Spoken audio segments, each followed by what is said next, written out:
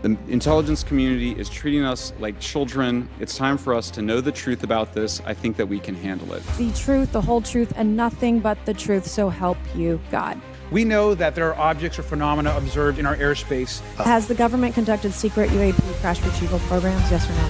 Yes. Immaculate Constellation. Unacknowledged special access program that your government says does not exist. Why the secrecy if it's really no big deal and there's nothing there? Why hide it from the American people? Come at me, bro. Hey guys, I'm here with my lovely wife Stephanie, and we're getting ready to watch the UAP hearing, and I'm trying to do something a little bit different. This is kind of a reaction video, but I am going to do, for those of you that have spouses that aren't into this subject, I'm going to do for you what I do for her, which is when something occurs during the hearing that is significant to those of us that are UFO nerds, not UFO novices.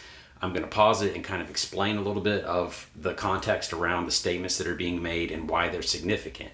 So if you can show this to your spouse, he or she would have a better understanding of why things are important that are being said at this conference. You might recognize her actually from a few of the videos that I made.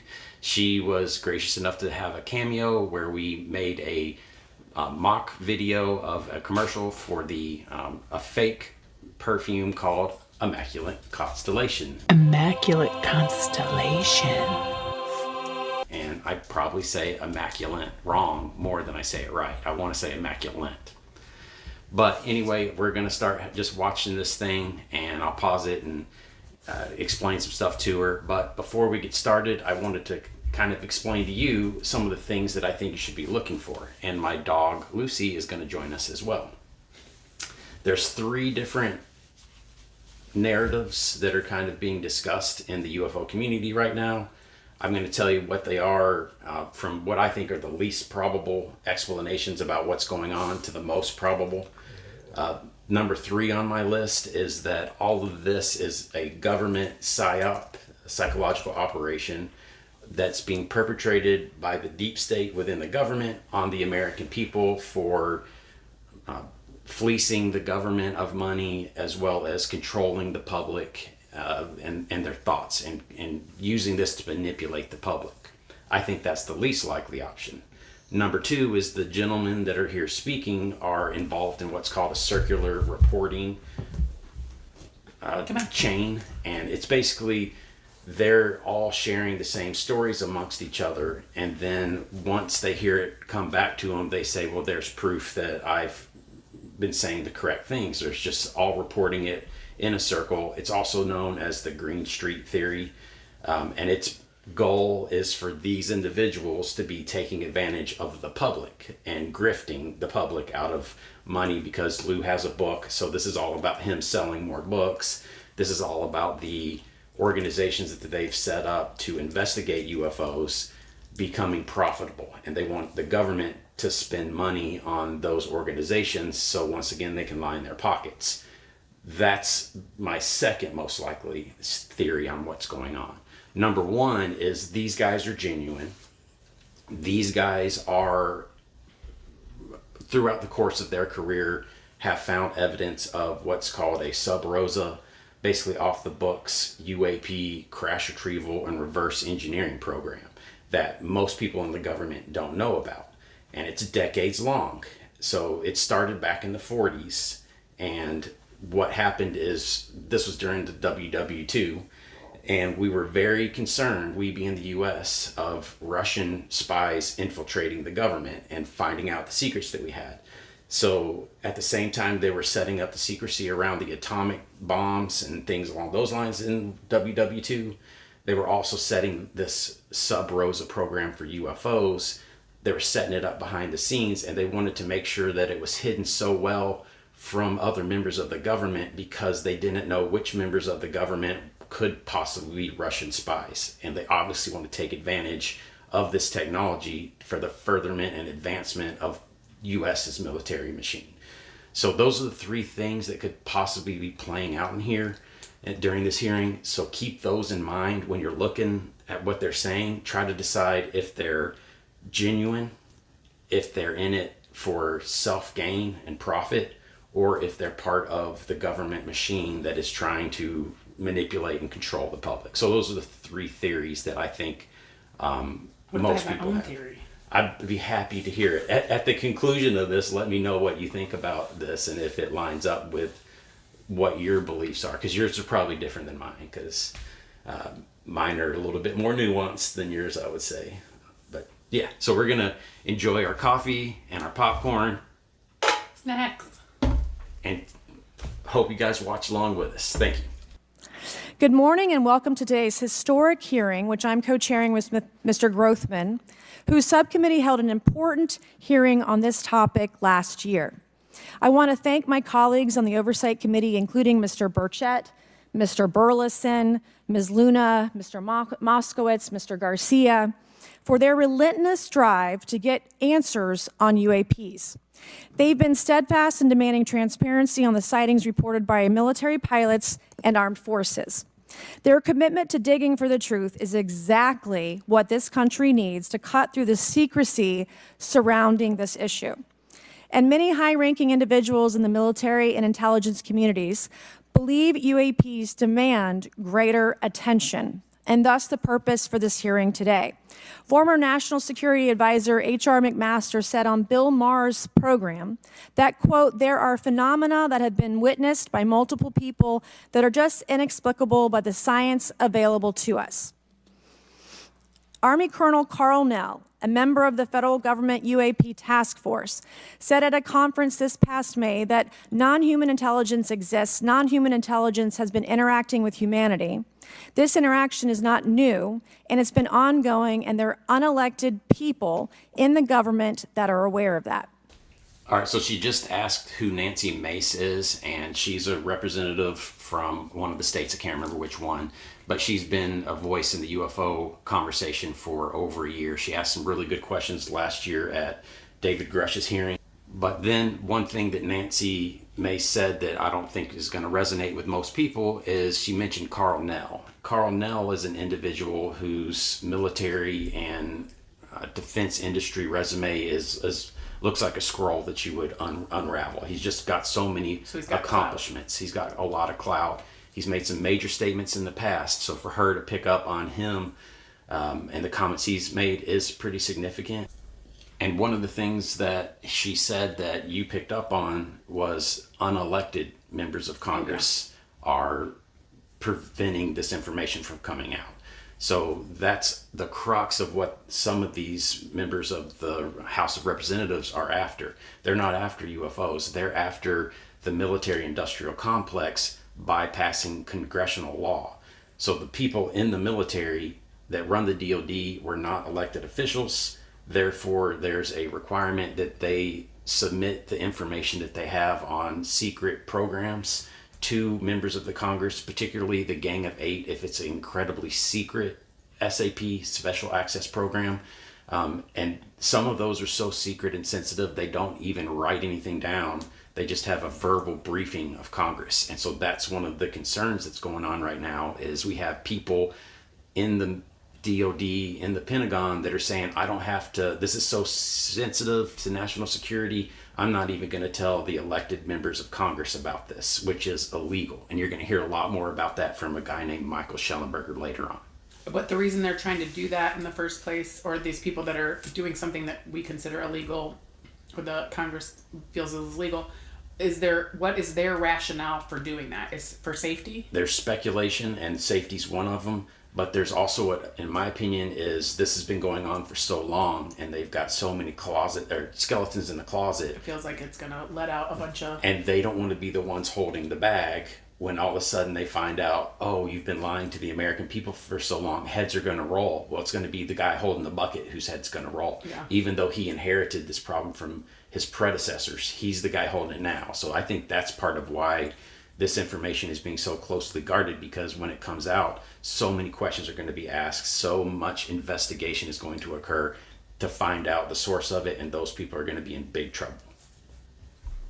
I wouldn't want to tell. I wouldn't want anybody to know. Yeah. Well, and then there's also other reasons for them doing it. The military advantage that UFO technology would allow the U.S. to have over our adversaries is game over. Whoever can crack the UFO code first just wins. Like it's game So it's power as usual. This is why the military-industrial complex being involved in this, the level that it is significant because of that very reason. They're looking for military advantage. They're looking for a leg up on our competition.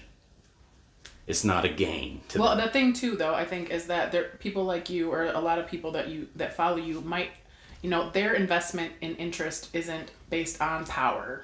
It's based on like, wow, this is amazing. So I think One of the comments that Carl Nell has made is that there should be no reason that the American public, actually, it might be Tim Gallaudet, who's a speaker on this as well. It shouldn't be, the nature of reality shouldn't be classified from the American people. We should know about it. You can't classify the fact that that atomic energy exists. You can classify the portion of it that results in negative consequences. You don't want to show people how you make the nukes similar to this. Like, they shouldn't be withholding the baseline truth that we are not alone in the universe from us. But yeah, keep the secrets on how UFO propulsion works, and you can take advantage of it, but don't hide the truth, the basic truth, from we the people. yeah, but maybe it becomes difficult to keep that information protected if Correct. everybody knows about it in a sense, or knows it's out there and like available. Is like, okay, now we just got to find somebody that's willing to get it. So I mean, all right, It's a case of if you tell Interesting. if you tell your friends, you tell your enemies. Yeah. And so they don't want to tell us anything, because then our adversaries are going to know what we know, and more importantly, what we don't know. right.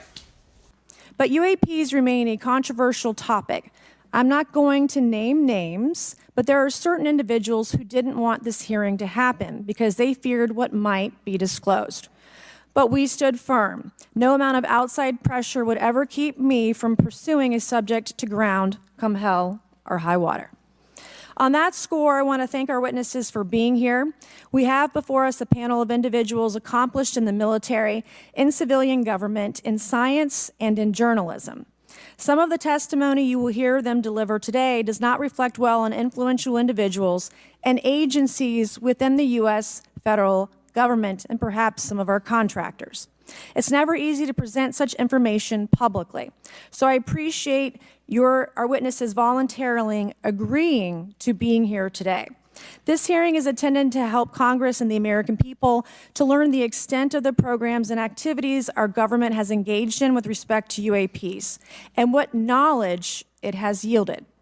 This includes, of course, any knowledge of extraterrestrial life or technology of non-human origin. If government-funded research on UAPs has not yielded any useful knowledge, we also need to know those facts. Taxpayers deserve to know how much has it been invested, how much has been spent. They shouldn't be kept in the dark to spare the Pentagon a little bit of embarrassment. The reality is, despite their enormous taxpayer-funded budgets, the transparency of the Defense Department and the intelligence community have long been abysmal. The Pentagon has failed 6 consecutive audits. In fact, it's never actually passed one. Well, my question is about the Pentagon. She said that they failed a bunch of audits and stuff like that.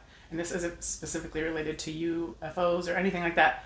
But what is the consequence for failing an audit? Like, So how do you keep failing audits and there not be like repercussions? Are people fired or people?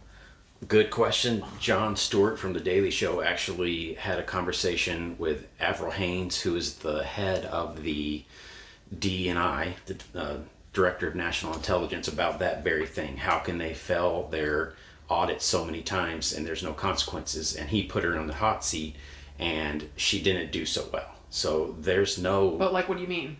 She couldn't come up with a justification for why they failed their audit so many times. And this is something that Tim Burchett, who's one of the representatives here in Tennessee, has pushed back on, is how come the government is allowed to fail their audits, but if a citizen of the United States is audited by the IRS and they fail, then we're fined, there's punishment, that's penalties that are doled out, but the government doesn't have to be and held what are accountable they? to What the same are standard that we are. Yeah, well, what are the penalties, I guess? Is it a fine? So Or is how do you quantify, how do you find the government? That's what I mean. I would think it would itself? have to be like Well, wouldn't that be something they have to establish in the first place? How can you audit somebody and not have a system of So this is where, in my consequences, I opinion, guess? Ron Paul, who has recently been appointed by Trump to be part of his team, is gonna want to audit the Fed. He is gonna want to do these audits that no one's had the backbone before to force the government to do that, to hold the government accountable to its people. So this is another key point on why these representatives are involved and invested in this topic, because it is just a symptom of a root cause of corruption within the government. Well, as they're going through investigating these UAPs, they're starting to learn things that there's an IRAD program that allows basically the government to spend money, to give money to civilian contractors to do things that they don't have to report. So it's illegally kind of skimming money off the top of those contracts and putting it into another location that they don't report back to the government about. So there's all this money tied up into this as well. And why, do you know why they're allowed to do that? That is something they're trying to figure out. I don't know why the IRAD programs, I think it's just they found a loophole and they took advantage of it because we're a capitalist society. But also it's just like one thing, the best place to hide a lie is between two truths. If you have an above board program, like, hey, we're building F-35s and we need this much money for it, and you give that company money. Well, they bump that number up on purpose, inflate it, so they can say, and we're going to take that chunk of the money and we're going to use it for UFO research that the government has given us. And that's another rumor, is that civilian defense contractors have been allocated certain bits and pieces of UFOs, even up to rumors of full craft have been handed over to aerospace contractors in particular. Like who? Well, Lockheed Martin's the one that comes up the most. Skunk Works. Raytheon. It's a lot of that. So there's an intertwining of government and business, and that's what the military-industrial complex is that Eisenhower warned us about. Is be aware of the military-industrial complex. Well, it's overrunning the elected officials, is where we are in history right now, and that's why some of these representatives are so invested in this topic, because it's now kind of becoming apparent that the DOD hasn't been transparent, and they want transparency. And that this is a topic that zeroes in on all this, the over classification of information, reluctance or unwillingness to inform the Congress and our elected officials of what they're doing, which is constitutionally mandated. So it's all these things that are wrapped up in the UFO topic that are unrelated to the UFO topic, but it's the corruption It's of like the the UFO government. topic is going to be the thing that can spring it open, sort Yes. So this is one of the big ones. There's some other topics that touch along things like that, but this one is the most connected. It's like the JFK assassination is another one where it's like, how come we don't know? How come they haven't released the files? Why haven't we been told the full truth?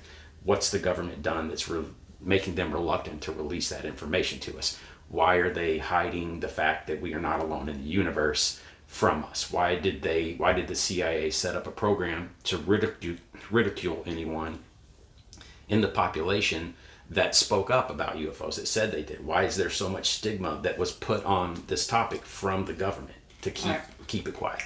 Let's narrow it in. Adding to this is a runaway overclassification of documents and materials, a reluctance to declassify materials when appropriate, and at times an outright refusal to share critical information with Congress. In short, it's not a track record that instills trust. So Congress has tried in recent years to lift the veil and find out if information about UAPs is being withheld, not only from the American public, but also from their elected representatives in Congress. Part of the transparency effort was legislation created in the Pentagon, the All-Domain Anomaly Resolution Office, or AARO, but the new office is struggling to get its footing. A recent statutorily required report from AARO, intended to illuminate the government's historic assessment of UAPs, was heavily criticized by those seeking UAP transparency. The report has stoked suspicions AARO is unable, or perhaps unwilling, to bring forward the truth about the government's activities concerning UAPs. I'm disturbed that AARO itself lacks transparency. Even its budget is kept from the public. So if there is no there, then why are we spending money on it, and by how much? Why the secrecy if it's really no big deal and there's nothing there? Why hide it from the American people? Because I'm not a mathematician, but I can tell you that doesn't add up. I expect some of our witnesses to share their views on that Arrow report. We will also hear from the witnesses today allegations of UAP-related misinformation and disinformation by government officials of which they are personally aware and directly experienced. And we will hear testimony today concerning recent revelations about a purportedly secret UAP program whose existence and findings may have been improperly withheld from Congress. But before we get to the witnesses, we're going to have a few more opening statements from our colleagues. And one thing I wanted to add at the end of my closing statement is there is a document that will be entered into the Congressional record today. Mr. Tim Burchett from Tennessee has this document, and we just distributed it to every member up here on the dais of this document. But this is going to be the original document from the Pentagon about Immaculate Constellation that Michael Schellenberger delivered to Congress today. So thank you, Mr. Schellenberger, for this information. We are all reading it in real time now, and Mr. Burchett will enter it into the record. But 12 pages about this unacknowledged special access program that your government says does not exist. All right, so they just mentioned Immaculate Constellation, which is a name you're familiar with. Oh, yeah. And that document that is being submitted is new. However, the bigger picture of Immaculate Constellation is that it is rumored to just be the last iteration of what's called the Legacy Program that was started back in the 40s and it was shrouded in secrecy. It had the same secrecy protocols around it that the Manhattan Project had. Like when they set that up, they took the same safety and security protocols and applied them to the UFO topic. So Immaculate Constellation is the last version of it. It was known by other names in the past that we don't know, but it's the program that the real UFO research is done on. All these other programs, Project Blue Book, Arrow, all these other ones that are public facing are not actually the U.S. investigating UFOs. They have a secret program that's much more well financed that does the actual research that we're trying to get to. And these witnesses don't have firsthand knowledge or experience with that program, but they have seen evidence of its existence, spoken with people within the program, but they're not firsthand whistleblowers. The firsthand whistleblowers associated with these programs that we're getting information from are too fearful to actually be whistleblowers due to the impact to their career, their families, and there's been threats of physical harm. Right. And even wet works have been alleged as far as trying to keep this secret, which is basically people are rumored to have been murdered by the military, by the government, for getting too close to the secrets of the UFO program. So it starts to get real serious. What is driving those people that are saying things kind of under wraps or whatever you want to say? Like, what is the reasoning for them talking in the first place, but then not wanting to? Patriotism is the first thing that most people are going to say, because they know that what's going on is unconstitutional. So they see this as a problem. They want to do something about it, but there's some other people that are very knowledgeable about this that have been on podcasts recently.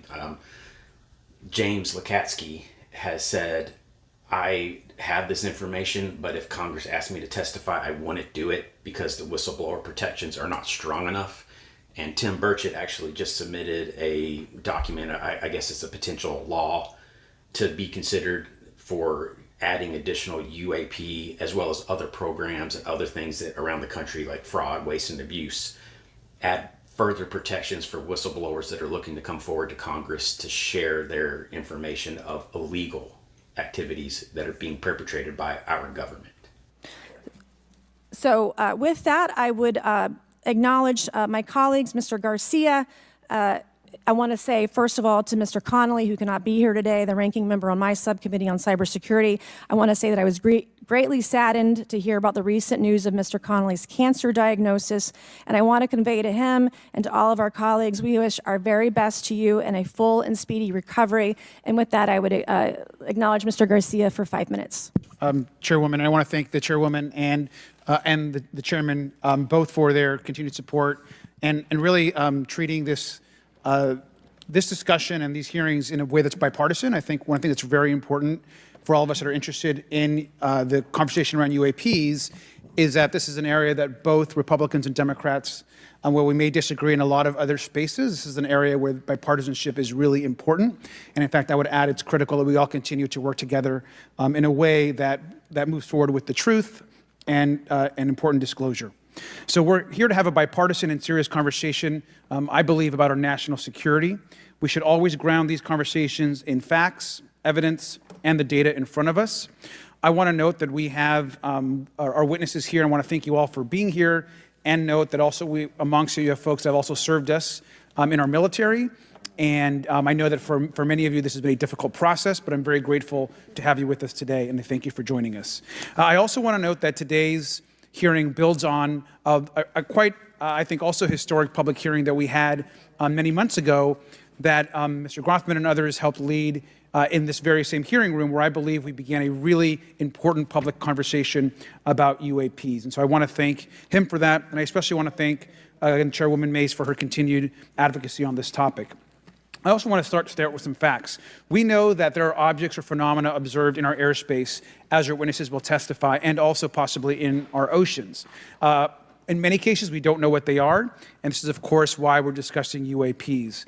Now, the All-Domain Anomaly Resolution Office, AARO, has reported hundreds of UAPs that remain, quote, uncharacterized and unattributed, and which, quote, appear to have demonstrated unusual flight characteristics or performance capabilities and require further analysis. This is our own AARO office. Now, we shouldn't prejudge what they might be.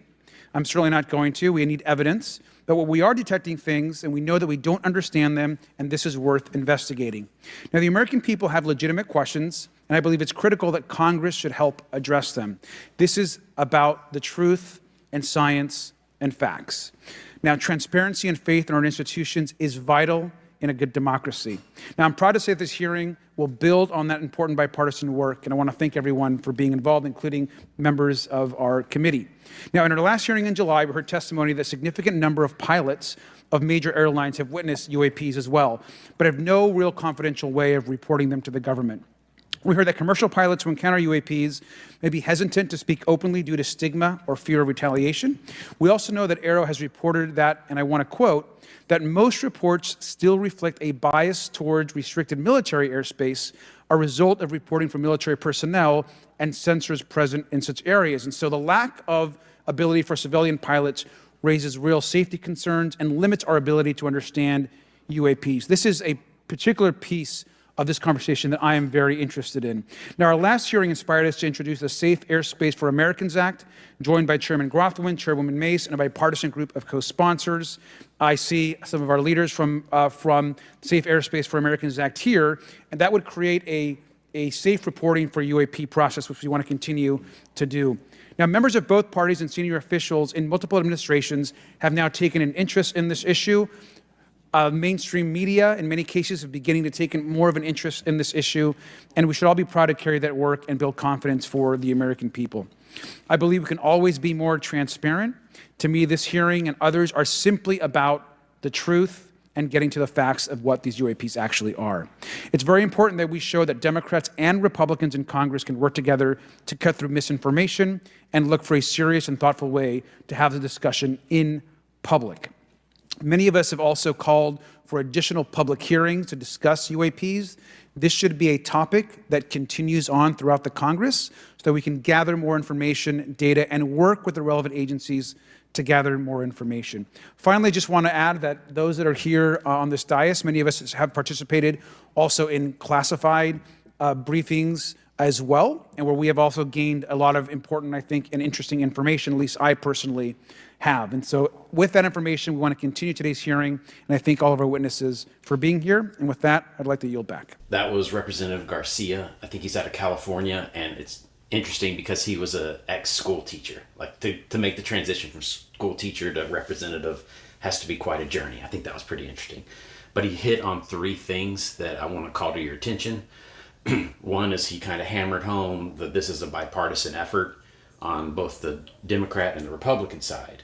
Well, it's true, but there is definitely a stronger Republican presence as far as government goes on the UFO topic. And it might be related to fraud, waste, and abuse is kind of what they're honing in on. But what's just recently happened is Trump has picked three people that are known for asking questions and saying things on TV about UFOs that are now significant members of his group. So the former DNI John Ratcliffe has been on Fox News and has basically said things like, we don't know what's in our skies in some cases, and that we have satellite imagery of UFOs. That was kind of a shockwave that went throughout the UFO community, because a former director of national intelligence saying that we have these things on satellite is a game changer. So, but no one's seen any of that stuff. They're keeping that all close to the chest because they don't want our enemies to know what our capabilities and means and methods are for collecting that information. But I also which is not a bad thing. Correct. Okay. It's national security. Right. You're going to hear national security spoken about over and over again. Yeah. And that's what's stopping, like Lou Elizondo, who's going to speak, that's what's stopping him from saying more than he can. Everything he says about this topic, he has to get approval. He has to make sure he doesn't cross the line of exposing truths and secrets the government could come and arrest him for. Yeah. So he has to dance that knife's edge just to share as much as he can without oversharing. But in addition to this being a bipartisan effort, this is also a non-U.S. effort. This is a global effort. It impacts so many people around the world. I have friends in Australia, shout out Grant. I got friends in the UK. They're all over the Puerto Rico. They're all over the place are interested in this. So this is and for some reason the U.S. leads the way with this conversation, with the hope for disclosure. The U.S. is number one. Everyone's kind of following our lead. Other countries have UFO investigation programs, but everyone kind of defers to us, like a lot of other things that the world refers to us about. Something else he said is a USO, and that is an unidentified submerged object, basically a UFO that's in the water. And one of the six characteristics of UFOs is that it can be transmedium. It can operate equally well in air, in water, and in space. So during the last congressional hearing with David Grush, every example of a UFO encounter that they referenced had a water element associated with it, where an object was seen over the ocean, coming out of the ocean, going into the ocean, or it was just pilots flying over from here to Hawaii, seeing things in the skies over the Pacific Ocean. Yeah, makes sense. Which is another thing he mentioned, is he's leading the charge for getting the civilian pilots to be able to report things that they see. He said there's a bias towards military complexes. Well, that's because that's where the sensors are. The military's investigating it with military sensors. That's where the bulk of their sightings are going to be. There's no seamless reporting method for FAA pilots and control tower folks to actually report things they see. And if you think about the number of flights that go on per year, it's millions and millions and millions. Think about all the eyes, all the radar systems, all that technology that's flying in our skies constantly. Yeah. They're seeing things, but they don't have anywhere to actually report it, to where it's making it to Aero, where it's making it to the government for them to kind of help analyze what's going on as well. So those are things. Keep your ear open for water-related UFO sightings. That's something I'm hoping shows up in this conference, in this hearing. I'd like to thank our witnesses for being here one more time. This is a topic I've been interested in since 8th grade. I'd like to thank Ms. Mace for working with me on this topic and for making this a joint subcommittee hearing. Last year, the Subcommittee on National Security, the Border and Foreign Affairs held an historic hearing to understand the potential national security risk of unidentified anomalous phenomena, or UAPs. We heard from former Navy Commander David Fravor, who shared firsthand experience with a UAP he engaged while on duty in the Pacific. We learned from David Gresh, a former member of the intelligence community, who revealed the supposed existence of secret government programs hidden from congressional oversight. Additionally, former military pilot Ryan Graves informed us of the limited ways in which the military and commercial pilots can report UAP sightings. Since that last hearings, I've led several briefings with government agencies to deepen my understanding with these issues.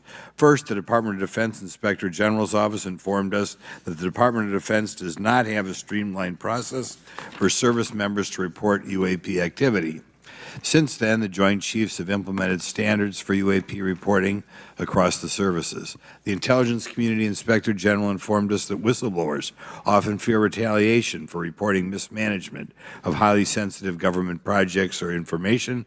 Finally, AARO has expressed to the committee that, like any other federal government agency, it's faced challenges in its establishment, specifically in hiring staff to manage UAP historical records and coordinating with other federal agencies. While these agencies have been helpful to us in understanding the challenges that come from collecting UAP data, none of them have been able to substantiate the claims made at this hearing last year by David Grush. Despite our committee members endlessly questioning these agencies inside and outside of a skiff, I hope our witnesses today will be able to provide evidence and content that is worthwhile to our pursuits of eliminating government waste and increasing transparency. To help alleviate some of the roadblocks, I'm supportive of measures that were included in last year's National Defense Authorization Act to increase transparency and improve record-keeping measures when it comes to UAPs. But I believe there's still more work to go. I co-led the Safe Airspace for Americans Act with Ranking Member Garcia, which requires the Federal Aviation Administration to develop procedures to collect UAP data from civilian aviators. I look forward to working with members of Congress to see that this legislation and other UAP legislation crosses the finish line. I'm deeply alarmed by the reporting of the massive drone swarm that flew over Langley Air Force Base in Virginia last December. Langley is the home of the 1st Fighter Wing, which maintains half of the F-22s in the U.S. Air Force inventory. Reports of this incident indicate these drones were roughly 20 feet long, flying more than 100 miles an hour at an altitude of over 3,000 feet. Yet the origin of these drones and their operators remains a mystery. This incident and other sightings near sensitive military installations highlights the complexity of the UAP challenge facing our intelligence, defense, and homeland security committees. Whether these phenomena are the result of foreign adversaries developing advanced technologies or something else entirely, we must take them seriously, investigate them thoroughly, and assess their implications on national defense. The repeated UAP sightings around sensitive military sites underscores the need for innovative defensive strategies beyond traditional measures. They also highlight the urgent need for updated policies to address emerging threats as well as more effective interagency cooperation and intelligence sharing. However, none of this is going to be possible without transparency. For far too long, critical information about UAPs has been either classified or ignored, leaving the American public and key congressmen without clarity needed to make informed decisions. Declassifying reports and fostering a more open dialogue about UAPs will not only increase the public trust, but also encourage collaboration between government, the scientific community, and our allies. Quite frankly, there's been things that have been kept secret that is, I think, old enough that there is no reason it shouldn't be released, regardless of any so-called, private information. A transparent approach will allow us to share insights, identify patterns, and develop new strategic defenses. As we continue to investigate these phenomena, we must do so with a mindset of protecting our country, advancing scientific discovery, and upholding the trust of the American people, who right now I don't think have trust, and it's just obvious I don't have trust. We cannot shy away from the unknown, especially when the stakes are so high. I look forward to discussing these matters with the witnesses today. I'm hopeful we can learn from the testimony and come out of this hearing with actionable ideas to advance UAP transparency. Actually, the idea is just to say, in my mind, go back 15 years and everything has to be released. I'm hopeful that we can learn from their testimony and come out of this hearing. And with that, I yield back. All right, so he hit on a few things that I want to highlight. One is he was talking about there's not a good system for one government entity communicating about UFOs with another. And that's called siloing. Like the Air Force doesn't have a real good way of communicating with the Navy, that doesn't have a good way of communicating with the FAA or Congress. And what you're probably going to hear later on when Lou testifies is he's going to kind of say, it's basically like 9/11. 9/11 didn't happen because of the terrorist plot. It did. But the blame falls on the government because some people had some information, some people had other information, and some people had other information, but they didn't share it with each other. Right. There's a siloing effect. So if they had been able to share, they would have seen the whole picture and been able to stop, prevent, or do something about it.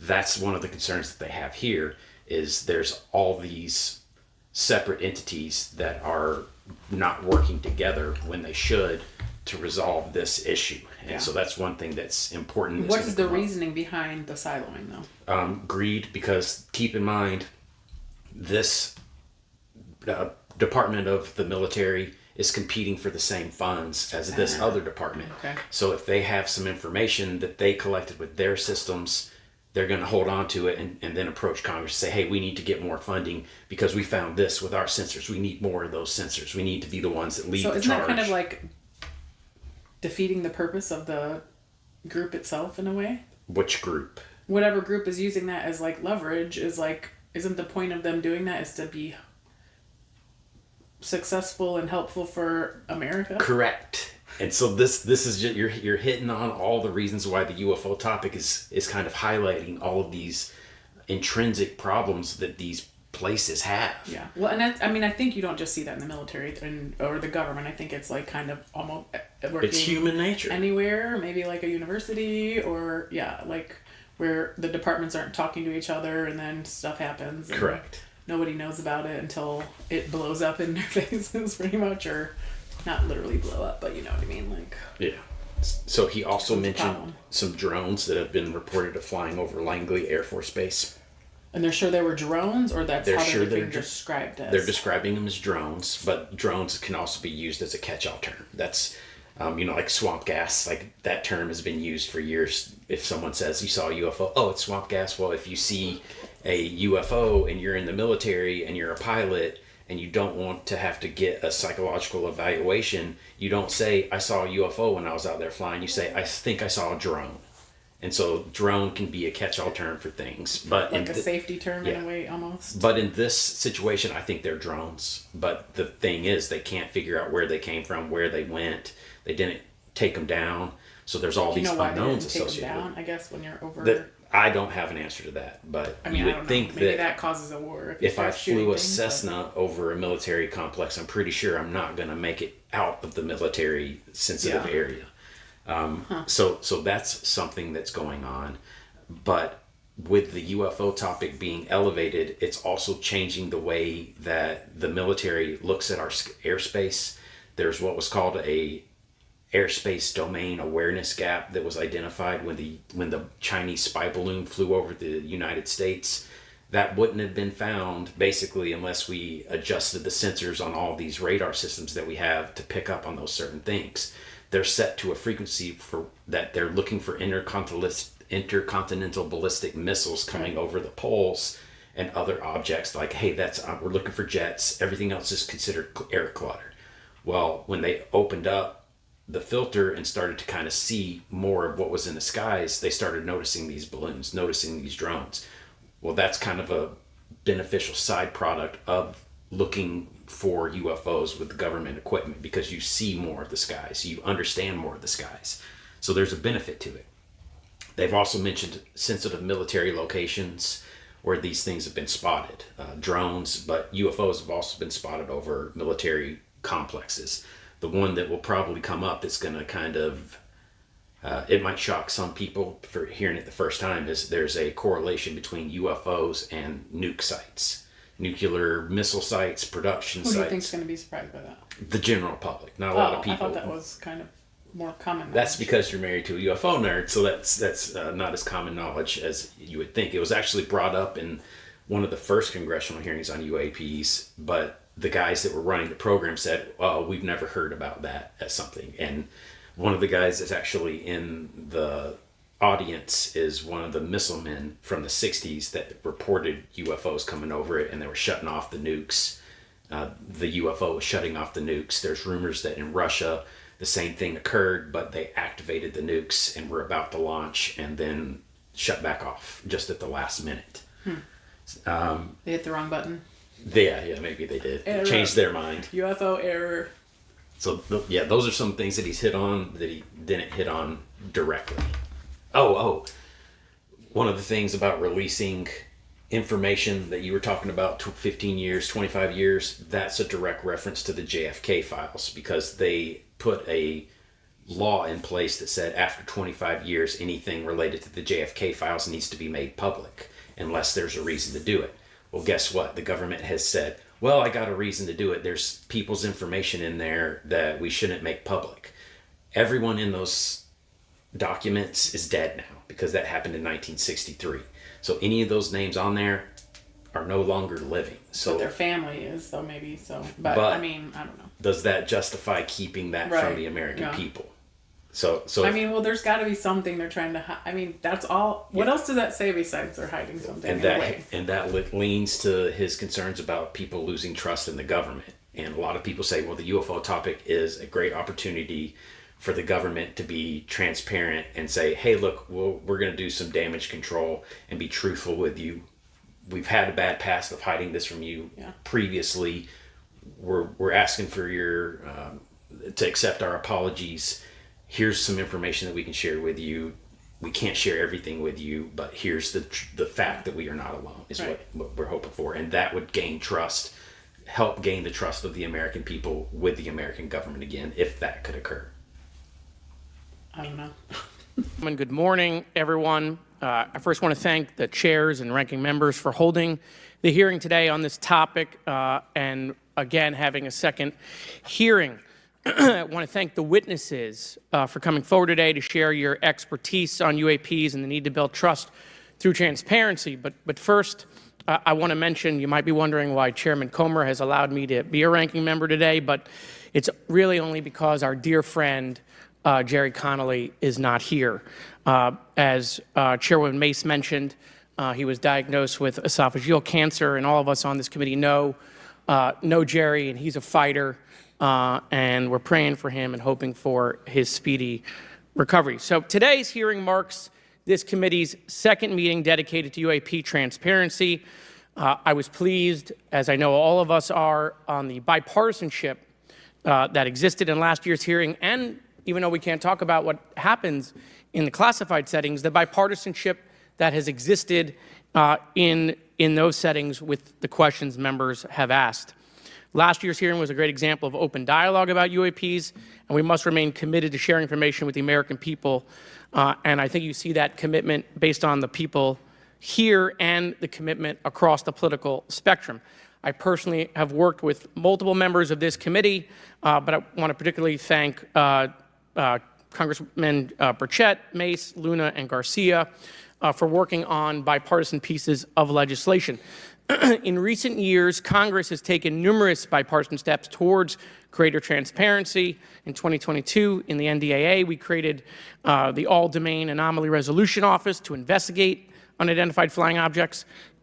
Following AARO, along with ODNI, released an unclassified report on UAP sightings. Of the 366 sightings included in the report, 171 remain uncharacterized, with some of these appearing to have demonstrated unusual flight characteristics or performance capabilities. That's a nice way of saying we don't want to tell you what they are. In March, AARO revealed a report on the historical record of U.S. government involvement with UAPs, which covered investigatory efforts going back from 1945 to the present day. Earlier this year, I joined Congressman Burchett to introduce the UAP Transparency Act, which would require the declassification of all documents related to UAPs with many other members of this committee. In fiscal year 2024, the NDA required the National Archives and Records Administration to establish the Unidentified Anonymous Phenomena Records Collection. This collection will include digital copies of all unidentified UAP records that can be publicly disclosed. This commitment in transparency is vitally important, and unnecessary overclassification has led to a void of information, which has allowed theories over the decades to foster. When the American people and members of Congress ask, are reports of UAPs credible, we're met with stonewalling. We're met with responses of, I can't tell you. And in fact, we're met with people not wanting us to have hearings. We're met with people not wanting us to ask you questions. In fact, many of us were told not to ask some of you certain questions on certain topics. In a time of heightened distrust of our government institutions, I believe more transparency is not only needed, but is possible. And obviously we can respect national security limits, but we also have to provide our constituents with the information and oversight that they have tasked us for. As part of this, government agencies must maintain open lines of communication with members of Congress. And there are regular questions that Americans have. What are UAPs? Are they real? Are they ours? How has this technology been developed? How do they get funded? Right? And now we've seen this has gone from a long time ago where you could discredit people because it's some guy living in a Winnebago. You're able to see people now, these are pilots, these are military, these are folks with serious backgrounds. This has changed the face of this because now we have video. People will have questions. We know there are advanced technology programs. Almost 15 years ago, one of those came out of Area 51 to go after Osama bin Laden. And the only reason we know about that is because one of those helicopters was downed. Americans have questions about whistleblowers who have come forward to talk about retribution. And so I want to thank everyone for being involved today on trying to get more transparency. This has been bipartisan, bicameral, and as we get into a new administration, the president-elect has talked about opportunities to declassify information on UAPs, and I hope he lives up to that promise. And with that, I yield back. All right, so Moskowitz, and sorry if I pronounced it incorrectly, said that there's people that are telling him not to have the hearings, not to ask certain questions. Well, there's also members of Congress that have interest elsewhere besides transparency. And what's happened is there have been additions to the National Defense Authorization Act that have been put forward to investigate UAPs properly. 62 pages of legislation was put forward by the leading member of the Senate, Chuck Schumer, and a gentleman named Mike Rounds. Well, there's people in the government that have affiliations with, let's call it how it is. The representative that represents Dayton, Ohio, which is the home of Wright Patterson, is one of the folks that shot down the 62-page amendment to the NDAA because he gets donations from the defense contractors that are associated with the Air Force. So the suspicion is that he's getting campaign contributions or whatever to keep him employed as a representative. So he is discouraging people from looking into this any further because it could reveal what the government has been hiding, what the Air Force has been hiding. Okay, I have a question. What is his way of deterring that as far as what can he say? So he is he had, in certain committees, you have certain levels of power. Well, Right. he is the head of, I can't remember which committee, but it allows him to basically say, hey, I am going to use my authority to pull these things out and reject this portion of the legislation that's being put forward. And they don't have to have any reasoning? Like there's He not... didn't provide an exact justification, but then even if you did, would you Well, believe I mean, it makes it so obvious, though. Yeah. Like, you're like, we are putting these connections together and you're refusing it and not telling us why. Like, Well, they're all like, this goes back to some people think this is just people that are LARPing. Like, this is all just people that are doing circular reporting, and this is all waste of the American taxpayers' time. There's nothing to see. But even the previous Nancy Mace was saying, we keep getting told there's nothing to see here. Well, then why can't you show us what you've got? Like, how come you're overclassifying so much? And my suspicion is that there's this legacy program that all the UAP information, all the pictures, videos, radar data, satellite imagery is going to them first, and then that organization that's deep within the bowels of the military industrial complex is saying, we're not going to show this to anyone else in the government. We're going to keep it in our own database, which is what Immaculate Constellation is. It's a separate database of information that is completely, there's an air gap between it and the other government servers. So no one can get into it unless you meet certain criteria. I don't think that the Arrow, the current group that's investigating UAPs, has access to that information. Therefore, they have plausible deniability, and they can say, we've seen no evidence of anything extraterrestrial. Well, it's because there's someone's getting the information first and not giving it to them. And they're giving them things that are like, well, this one's obviously a balloon, give it to them. Let them solve that. And then that's going to maybe get the public's eye off of us, and we're going to be able to do what we want to do instead, behind closed doors. The other thing that he picked up on, or that he mentioned, was military tech, like the stealth helicopters that were used during Osama bin Laden. Area 51. Correct. Well, that's another theory that a lot of people have is, well, us members of the public, even members of the military, are being hoodwinked basically by seeing advanced military technology that's still secret, and we're just confusing it for otherworldly performance. But then it's, once again, the guys that are at the top of their game, like Top Gun pilots, are seeing these things and saying, there is nothing even close to the performance characteristics of that Tic Tac. Yeah. So those are the things that are hard to dismiss when it's coming from the Top Gun pilot that was over the most, I think it was not the Red Rippers, the Black Aces. That's like Jordan in the finals, basically. Like that level of performance from a pilot, and he's seeing things is just baffling him. So that's part of one of the things that people accuse the public of, is just confusing all these UFOs for all these years for secret military tech. Nothing associated with the Tic Tac encounter has been seen, and that was 20 years ago, just a few days ago. So none of that technology has leaked. The Tic Tac encounter, that was 20 years ago? 20 years ago, 2004. And that's the wedge that has opened up this door to allow for this conversation. So, but when did that become kind of knowledge? 2017 is when it kind of came to the forefront. It actually got leaked onto the internet in 2007. It was on YouTube, the video. It was like a German production company that got their hands on it and put it out there, and then they scrubbed it. So it's this weird thing of some of this information is leaking.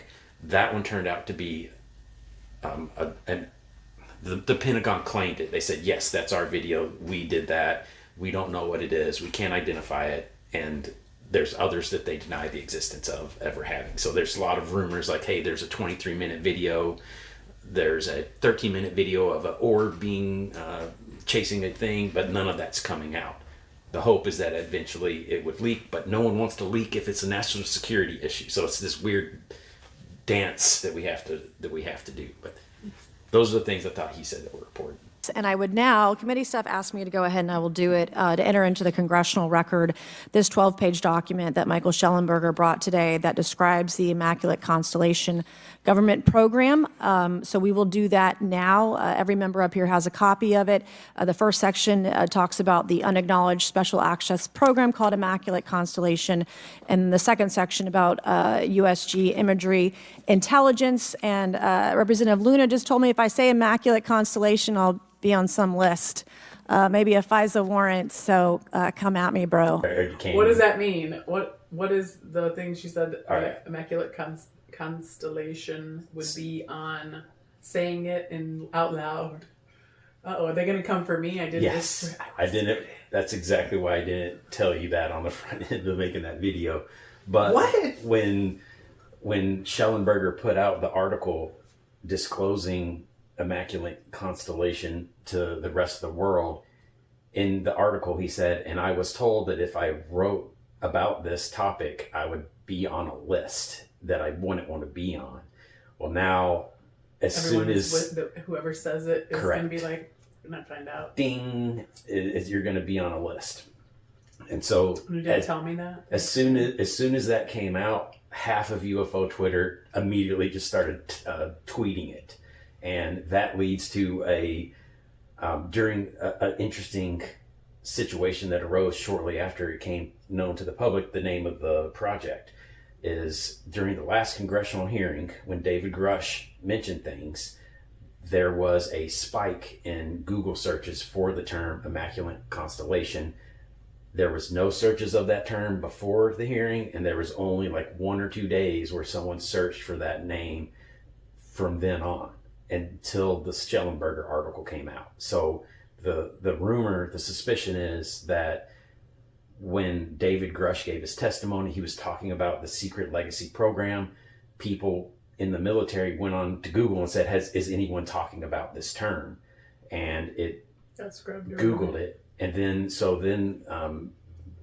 after the guy found the Wayback Machine, or I think it's Google Graphs or something like that, where they collect that information, he went back to search for it again like 20 minutes later, and that blip of information was gone. Like, he posted it on Twitter and said, hey, look, there was a spike in searches for this term right after the Grush hearing, and then took a screenshot of it, and then he went back 20 minutes later and that information was gone. So if it was scrubbed, that's one option. If there's a flaw, who does that? Like, how does that work? Well, there's lots of rumors that the government can erase people, that the government can erase records and things along those lines that have been going on for years. This is unrelated.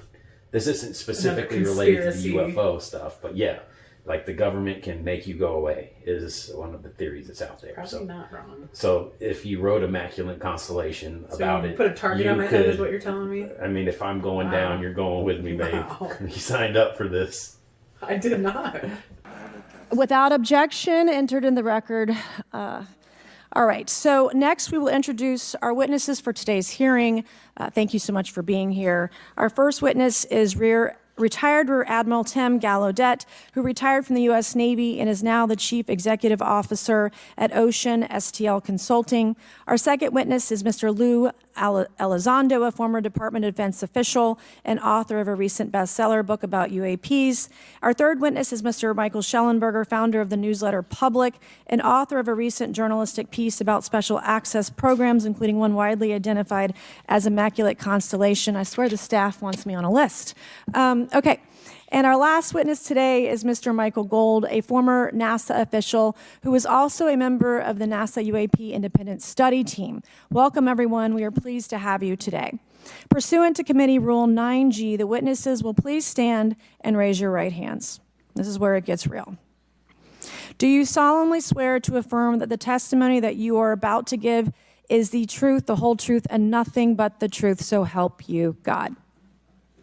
Let the record show that the witnesses all answered in the affirmative. So there's significance to them raising their right hand, or some of them putting it on their heart and then raising their right hand.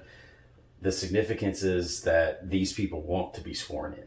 You don't legally have to be sworn in at these, but this hearing and the last hearing, they specifically asked to be sworn in. But when Sean Kirkpatrick, who was the head of AARO for the Senate UFO Congressional hearing that I went to in Washington, when he testified, he didn't want to raise his hand and tell the truth, to swear in, because they all look at it as like, well, you don't have to. You're supposed to, just by being called to testify at these hearings. So they want to make sure that they're making this motion and swearing that they're telling the whole truth to try to add to the credibility of the statements that they're saying. They're putting it on their shoulders when they do that. So that's important for them to do. We appreciate all of you being here today and look forward to your testimony. Let me remind the witnesses that we have read your written statements and they will appear in full in the hearing record. You guys may be seated. Please limit your oral statements to 5 minutes. As a reminder, please press the button in front of you so the microphone is turned on so that everyone in the room, members included, can hear you. When you begin to speak, the light in front of you will turn green. After 4 minutes, the light will turn yellow.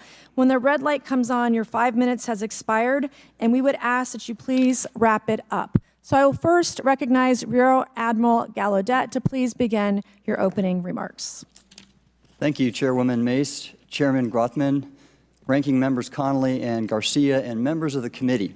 Thank you for this opportunity to testify today regarding unidentified anomalous phenomena, or UAP.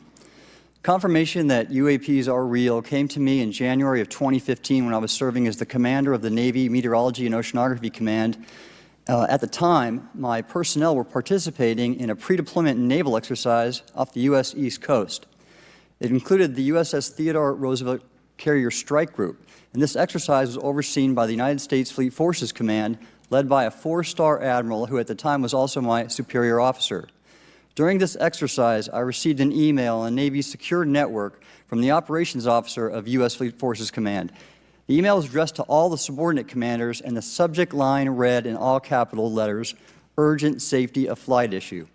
The text of the email was brief but alarming, with words to the effect, "If any of you know what these are, tell me ASAP. We are having multiple near mid-air collisions, and if we do not resolve this soon, we are going to have to shut down the exercise."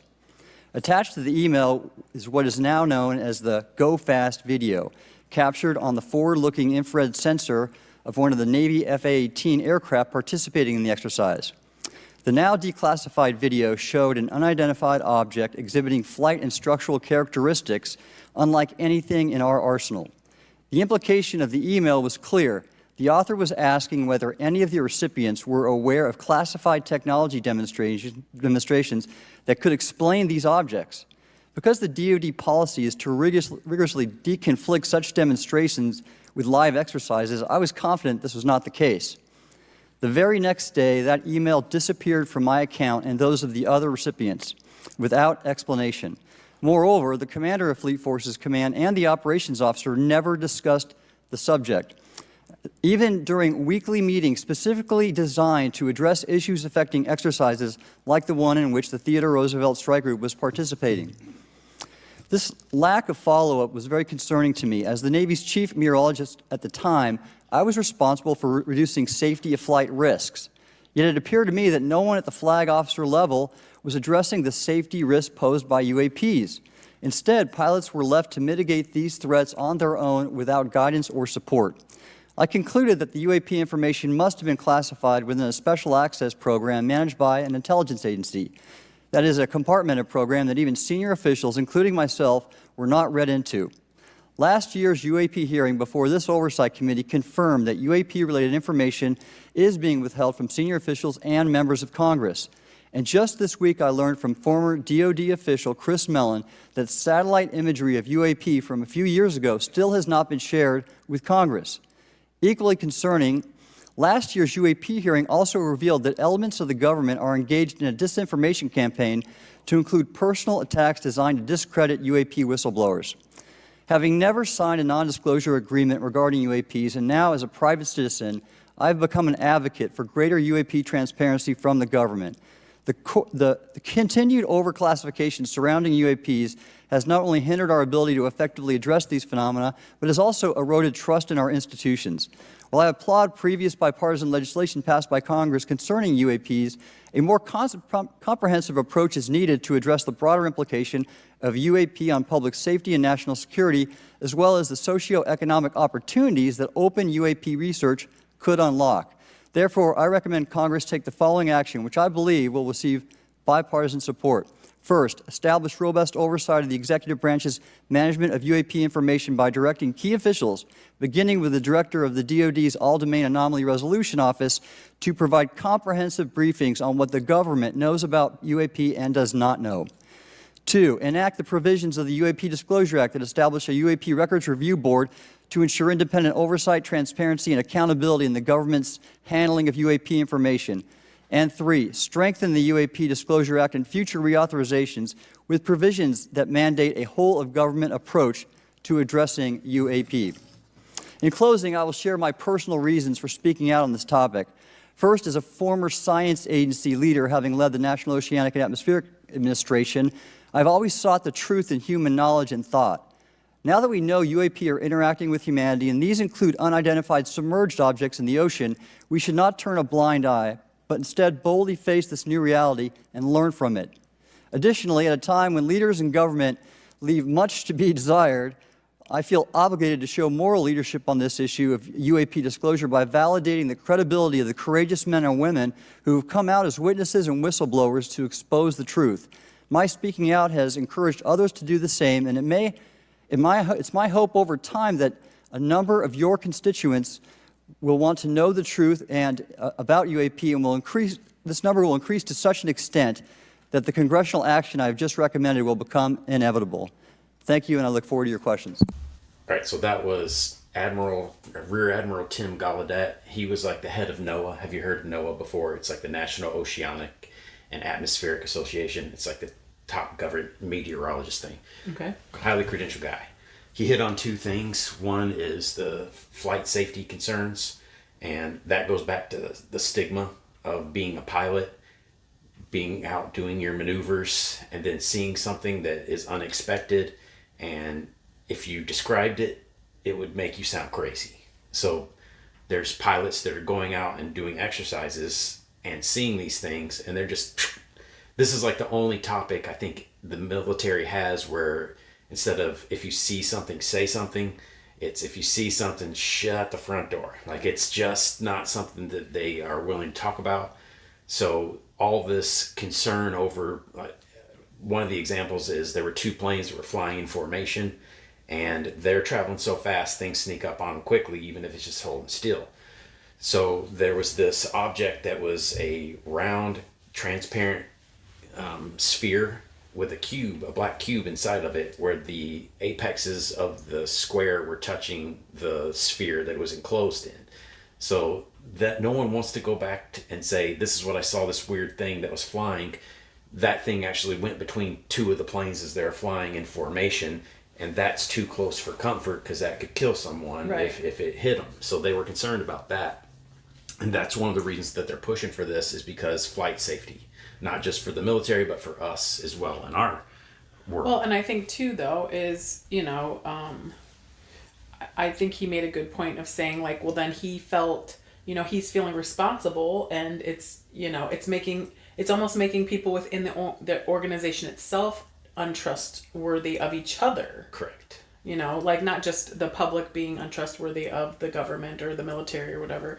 It's then, here he's probably feeling, I would be mad if I felt like, unless somebody said, well, it's classified and you don't have that classification or a clearance for that, that's fine. But then to just pretend like something didn't happen, and then it almost makes you start feeling like, what else? Shady. Well, it makes things feel shady and uncomfortable, and like, why? So this goes back. We all saw this email and now it's gone. Like, so this goes back to the first conversation we had with the three options. Like, based on the way that he's approaching this topic, do you think he's genuinely concerned about the things that he's speaking about, the flight of safety, or do you think he's doing this to get the government to give him money? Well, he brought up morality too. Is like, I feel like I have a moral obligation to do this. So I think that he seems like he's being very honest, and he's putting his reputation on the line by doing this. Well, and and then he's probably mad and feeling like, I think there's probably a lot of things that he's feeling as far as that goes. But yeah, responsibility and all patriotism. Of those, yeah, right. So these are all those things that make me go, there's got to be something to it with all of these different things. And are these guys the guys that are bold enough to actually say something, to put their reputation on the line so that future whistleblowers can come in behind them and continue to paint the actual picture of what's been going on behind the scenes for decades? And like you said, two things that it's pointing on. It's bringing awareness about UAPs and that kind of stuff, but also putting, the organizations themselves into question about the way that we run things. Well, not even about transparency to the public, but just, to have an expectation for somebody to not bring something up by just pulling this document and we're not going to talk about it or even say anything to you guys. and have that expectation that they're not going to say anything, I feel like is almost insulting, probably too. Like, oh, you just think I'm just going to sit here and not say anything while you're doing something that could be illegal in your career. You are going to sit there. Well, and not that's say what it is. anything. Then is anybody above me? Then just everyone is corrupt and shady and just, which I mean, I guess I wouldn't be surprised, right?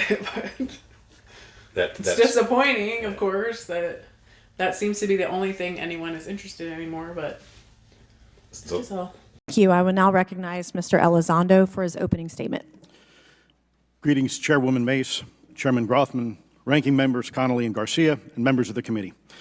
It is my honor and privilege to testify before you on the issue of unidentified anomalous phenomenon, formerly known as UFOs. On behalf of our brave men and women in uniform and across the intelligence community, as well as my fellow Americans who have awaited this day, thank you for your leadership on this important matter. Let me be clear. UAP are real.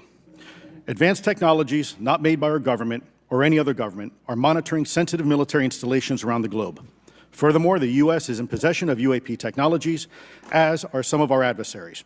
I believe we are in the midst of a multi-decade secretive arms race, one funded by misallocated taxpayer dollars and hidden from our elected representatives and oversight bodies. For many years, I was entrusted with protecting some of our nation's most sensitive programs. In my last position, I managed a special access program on behalf of the White House and the National Security Council. As such, I appreciate the need to protect certain sensitive intelligence and military information. I consider my oath to protect secrets as sacred, and I will always put the safety of the American people first. With that said, I also understand the consequences of excessive secrecy and stovepiping. Nowhere was this more apparent than in the aftermath of 9/11, which many of us remember all too well. I believe that America's greatness depends on three elements. A watchful Congress, B, a responsive executive branch, and C, an informed public. Over the last decade and a half, I learned that certain UAP programs were and are operating without any of these elements. Although much of my government work on the UAP subject still remains classified, excessive secrecy has led to grave misdeeds against loyal civil servants, military personnel, and the public, all to hide the fact that we are not alone in the cosmos. A small cadre within our own government involved in the UAP topic has created a culture of suppression and intimidation that I've personally been victim to, along with many of my former colleagues. This includes unwarranted criminal investigations, harassment, and efforts to destroy one's credibility. Most Americans would be shocked to learn that the Pentagon's very own Public Affairs Office openly employs a professional psychological operations officer as the singular point of contact for any UAP-related inquiries from citizens and the media. This is unacceptable. Many of my former colleagues and I have provided classified testimony to both the Department of Defense and the Intelligence Community Inspector General, and many of us have subsequently been targeted by this cabal with threats to our careers, our security clearances, and even our lives. This is not hyperbole, but a genuine fact, and this is wrong. To fix these problems, I propose three principal actions. First, Congress and the President should create a single point of contact responsible for a whole-of-government approach to the UAP issue. Currently, the White House, CIA, NASA, the Pentagon, Department of Energy, and others play a role, but no one seems to be in charge, leading to unchecked power and corruption. Second, we need a national UAP strategy that will promote transparency and help restore the American public's trust at a time when the public's trust is at an all-time low. This strategy should include a whole-of-government approach, including the academic and scientific communities, the private sector, and our international partners and allies. Third, Congress should create a protected environment so whistleblowers desperate to do the right thing can come forward without fear. As it currently stands, these whistleblowers suffer because of stigma, a code of silence, and concerns about retaliation. These whistleblowers should be encouraged to come forward in ways that protect them against any forms of retaliation. Policies and procedures should ensure that protection, and for those who refuse to cooperate, it is up to the members of this committee and the other lawmakers to wield their subpoena power against hostile witnesses and prevent additional government funding to those UAP efforts that remain hidden from congressional oversight. In closing, we as Americans have never been afraid of a challenge. In fact, we thrive on them, whether it's eradicating polio or going to the moon. We don't run from a challenge, we take it head on. To the incoming administration and Congress, I say to you, we need immediate public transparency, and this hearing is an important step on that journey. If we approach the UAP topic in the same way as we, as Americans, have met other challenges, we can restore our faith in our government institutions. Together, we can usher in a new era of accountable government and scientific discovery. I believe that we as Americans can handle the truth, and I also believe the world deserves the truth. Thank you, esteemed members of Congress, for your time today. It is profoundly appreciated by many. All right, that's of course Lou Elizondo, one of the few names you know. Yes. But he hit on two things I want to several things that he said are things that we've already talked about. But a few of the things that I wanted to highlight was he talked about the Pentagon's public affairs officer that is the single point of contact. Any questions that you send to the government are filtered through this one individual who happens to have a background in psychological operations. She wrote her thesis was titled Strategic Influence, and within it they're basically saying, like, how do you control the narrative with the media? Like, how do you manipulate the media to tell the story that you want to have told? So she's the point of contact. She's also the lady that I've been emailing constantly for the last 2 months. That hasn't been writing you back. I emailed her like 10 times, and she wrote me back once to say that she was out of the office, and I apparently wasn't getting her out of office replies. But she's the one. So how come we're filtering all the information through one individual instead of the whole of government approach to it? So that's one of the problems that we have. He also mentioned the DOE, which is the Department of Energy. A lot of people, it's new to a lot of people that they're involved in the UFO conversation. Well, if we go back to what we said earlier, where the secrecy that was applied to the Manhattan Project was also applied to the UFO topic, that originated from the Department of Energy. All the nukes basically go through the DOE.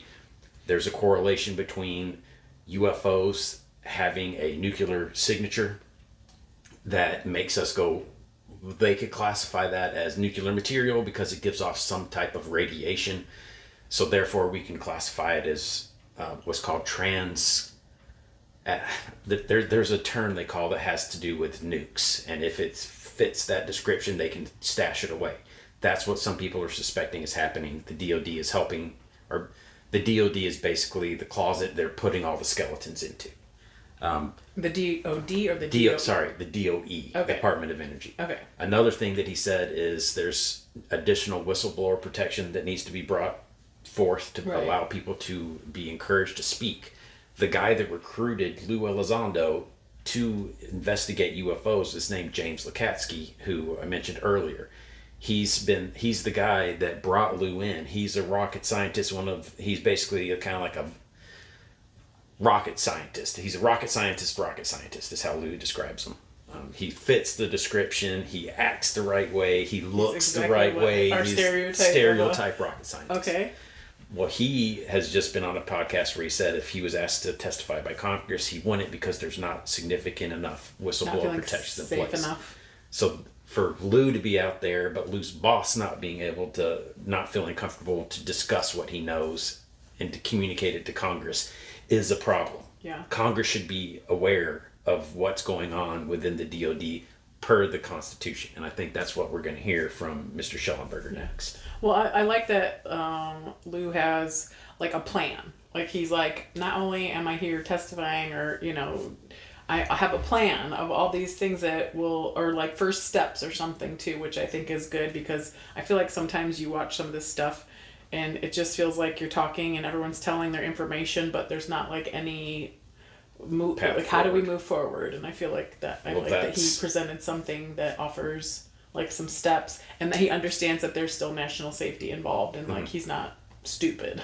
And his path forward is in alignment with what's called the UAP Disclosure Act. It's that 64-page document that's legislation that we're trying to put into the National Defense Authorization Act, and it got gutted by the guys that represent Redstone Arsenal District and Wright-Patterson. So those are the two guys that are suspected. Mitch McConnell's also included for some reason.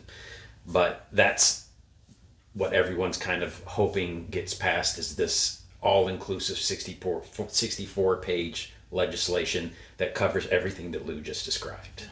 And then the question that I always guess I don't know, which we were kind of talking about earlier about, you know, the DOD was failing all of their audits. Like, what is once the legislation is presented, what is the consequence of things not being followed through? You have to have the person that can put you in jail. Like, is that going to have to be another entity? Or is there going to have to be something be created to manage that? Like, who oversees it to make sure it's happening? Which I think is probably always a problem, because I'm sure there's funding involved and there's checks and balances. Yeah, right. So something else that's gonna probably come up next is along those lines is, what if they're lying to Congress? Is one of the questions about this program. What if there are agencies within the government that are lying to our president? And that's the current suspicion, is that the CIA in particular has a lot more information, and that they have actually misled the presidents of the past to say, nope, we don't have anything. Obama's the one where when he first took office, he had someone go investigate to see if there was anything to this UFO thing. And they went to the CIA and asked around, and they said, nope, nothing to it, move along to the president. Well, now if it turns around the CIA was aware of a UFO program, they have to go back and say, why is the CIA directly lying to the President of the United States about this? How do you justify that legally? That's a big problem that we suspect is occurring. So if there's nothing to it, why would they lie? I would now like to recognize Mr. Schellenberger for his introductory remarks. Chairwoman Mace, Chairman Grothman, Ranking Member Connolly, Ranking Member Garcia, members of the subcommittees, thank you for inviting my testimony. One of Congress's most important responsibilities is oversight of the executive branch in general and the military and intelligence community in particular. Unfortunately, there is a growing body of evidence that the U.S. government is not being transparent about what it knows about unidentified anomalous phenomena, and that elements within the military and the IC are in violation of their constitutional duty to notify Congress of their operations. President-elect Donald Trump and former President Barack Obama have both said that the government has information about UAPs that it has not released. There are other explanations for UAPs than that they represent a new form of life or non-human life. Current dominant alternative theories, including those put forward by AARO, are that UAPs are some kind of natural phenomena we don't yet understand, like ball lightning or plasma. They could also be part of some new U.S. or foreign government weapons programs, such as drones, aircraft, balloons, CGI, hoaxes, or birds. Whatever UAPs are, Congress must be informed, as must the people of the United States. We have a right to know what UAPs are, no matter what they are. However, we now have existing and former U.S. government officials who have told Congress that AARO and the Pentagon have broken the law by not revealing a significant body of information about UAPs, including military intelligence databases that have evidence of their existence as physical craft. One of those individuals is a current or former U.S. government official acting as a UAP whistleblower. This person has written a report. This is the report that says the executive branch has been managing UAP, NHI issues without congressional knowledge, oversight, or authorization for some time, quite possibly decades. Furthermore, these individuals have revealed the name of an active and highly secretive DoD unacknowledged special access program, or USAP. The source of that document told me, that the USAP is a strategic intelligence program that is part of the U.S. military family of longstanding, highly sensitive programs dealing with various aspects of the UAP problem. The new UAP whistleblower claims that the U.S. military and IC database includes videos and images taken using infrared, forward-looking infrared, full-motion video, and still photography. The report that was just shared with Congress says Immaculate Constellation serves as a central or parent USAP that consolidates observations of UAPs by both tasked and untasked collection platforms. Immaculate Constellation includes high-quality imagery intelligence and measurement and signature intelligence of UAPs, the whistleblower's report adds. The sources of this intelligence are a blend of directed and incidental collection capabilities, positioned in low Earth orbit, the upper atmosphere, as well as military and civilian aviation altitudes and maritime environments. The report to Congress details in detail various UAPs, including spheres, orbs, disks, saucers, ovals, triangles, boomerang, arrowhead, and irregular organic. The report describes various incidents found in the human intelligence databases. One involved orbs surrounding and forcing an F-22 out of its patrol area.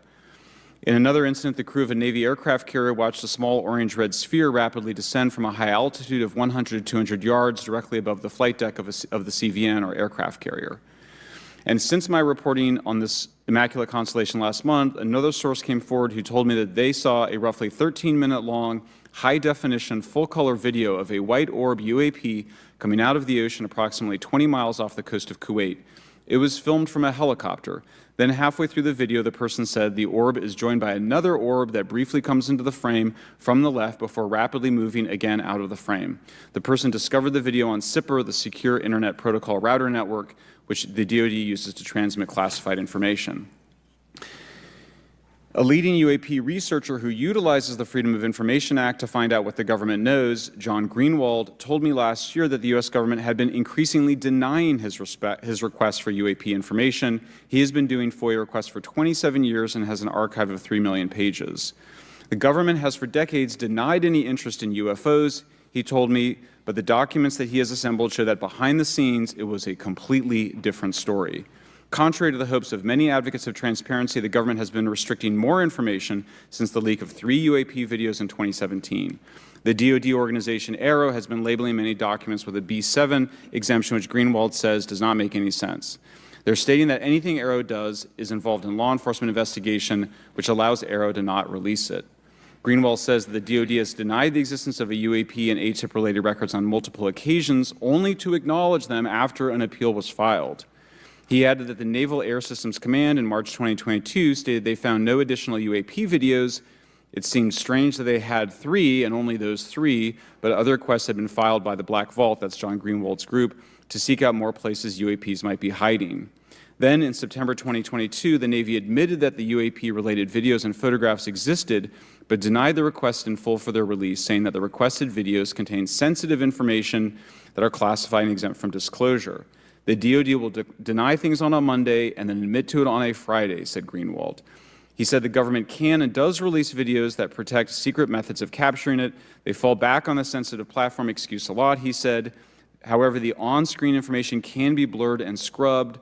The metadata can be removed. I'll show you this example here. This is a presentation from the UATP task force.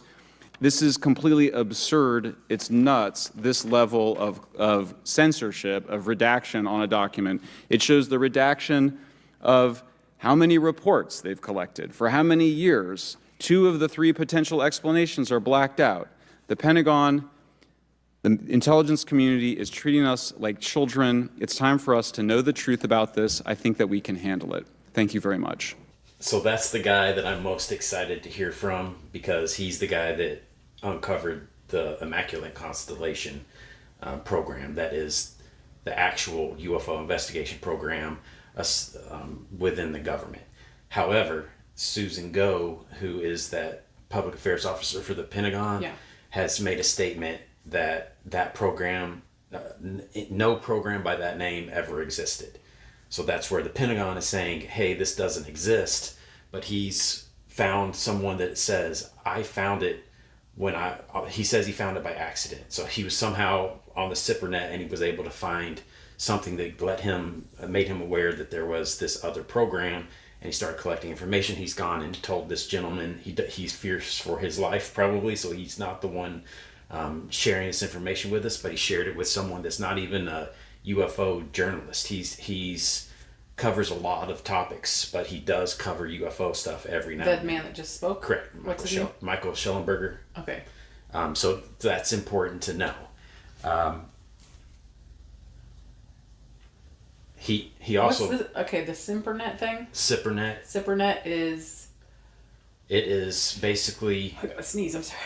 Go ahead. We can work this out first. I think I'm okay. All right, so the SIPRnet is how you share, instead of emailing it from me to you, you put it on this classified server, and then you go to that server and you pull it off of there. So I can't transmit it to you, from me to you directly, because there's a vulnerability there. So they have this secured, encrypted server that they can share information on. So the person that got this, that shared it with this gentleman, has access to that, Correct. which means he is In the military, In the military. government. So he has top secret clearance or TSCI, whatever it is, that allowed him to have access so to that. somebody gave it to him, but he doesn't know how he got it. He says he accidentally found it. So I think he was on there looking for something, and you can accidentally find things in the government that the government's doing if you're an accountant. Like if you're like, hey, I need to come and check your books. Why did you spend $20,000 on a hammer? Oh, it's because of this, that, or the other. Well, that's how you can accidentally find things, I suspect, within the government if you don't have the need to know. So that's one of the things that came out of it was this immaculate constellation that the Pentagon is now denying. She is let me move on to John Greenwald, where he's talking about John Greenwald has been asking for information from the government for 26 years. And then it's becoming more and more difficult. They're giving him Correct. a harder time. He's been doing it through what's called the Freedom of Information Act, which is something that I'm trying to get the full-length gimbal video by using the Freedom of Information Act. But over time, as publicity has increased, as eyes on this topic have increased, they've kind of clamped down on what they consider, what they're going to release. And so they found this loophole to now where they say it's a B7 classification, it's related to law enforcement, which there's not law enforcement involved in this entire operation, it seems, but it's the loophole that they're using to solve this problem and make it go away. Is just stamp it with B7 and deny them because of that, and they don't have to provide an explanation, and it just is frustrating, and it's getting worse. So if there's nothing there, why is it getting so basically clamped down on? there needs to be more, like you said, legislation and law protecting that. Like, it's important to have protection to keep things from the public, Correct. but there's also things that need to be released to the public, and there has to be whatever, I guess, legislation and a stamp that we can put on it to say this overrides B7. We need to be more transparent with the American people. Or there has to be more explanation as to why you can put this stamp on it in the first place. Like, you can't just say, don't worry about it. Because I feel like that is almost like this sense that you start to get is these elite organizations or whoever is holding this information it's like arrogance in a sense too, of like, you can't handle it. Correct. I'm smarter than everybody else. Let's say it this way. And you can't handle it. It's like they're treating us like children. Yeah. Just like he said. Right. And it's been Like going on for insulting to decades. people, yes. So we want the truth and we can handle the truth. This isn't War of the Worlds anymore. We're not going to panic. More people believe that there's life in the universe outside of humanity than don't. Right. So and I just don't know if that is it the government's responsibility to worry about the way I feel about it? My Correct. feelings? How can they classify the basics of reality? Right. So that's a problem that we're facing, and we're trying to get to the bottom of through this. Once again, I wanted to highlight the Immaculate Constellation. He said there's a video that was on it. I think that there's an air gap between the program itself, the legacy program, and the rest of the government.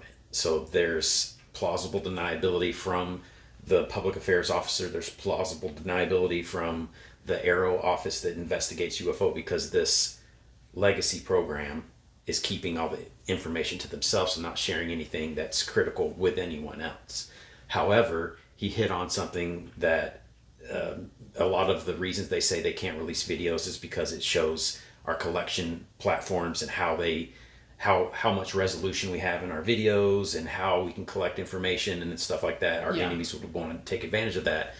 But he pointed out that when a Russian plane flies in front of an American plane and dumps his fuel on them as like an aggression move, that's in the news cycle within hours. It's all over the news channels, so they scrub all the sensitive information out of that so they can put that in front of the American people and say, look at what Russia's doing to us, look what China's doing to us.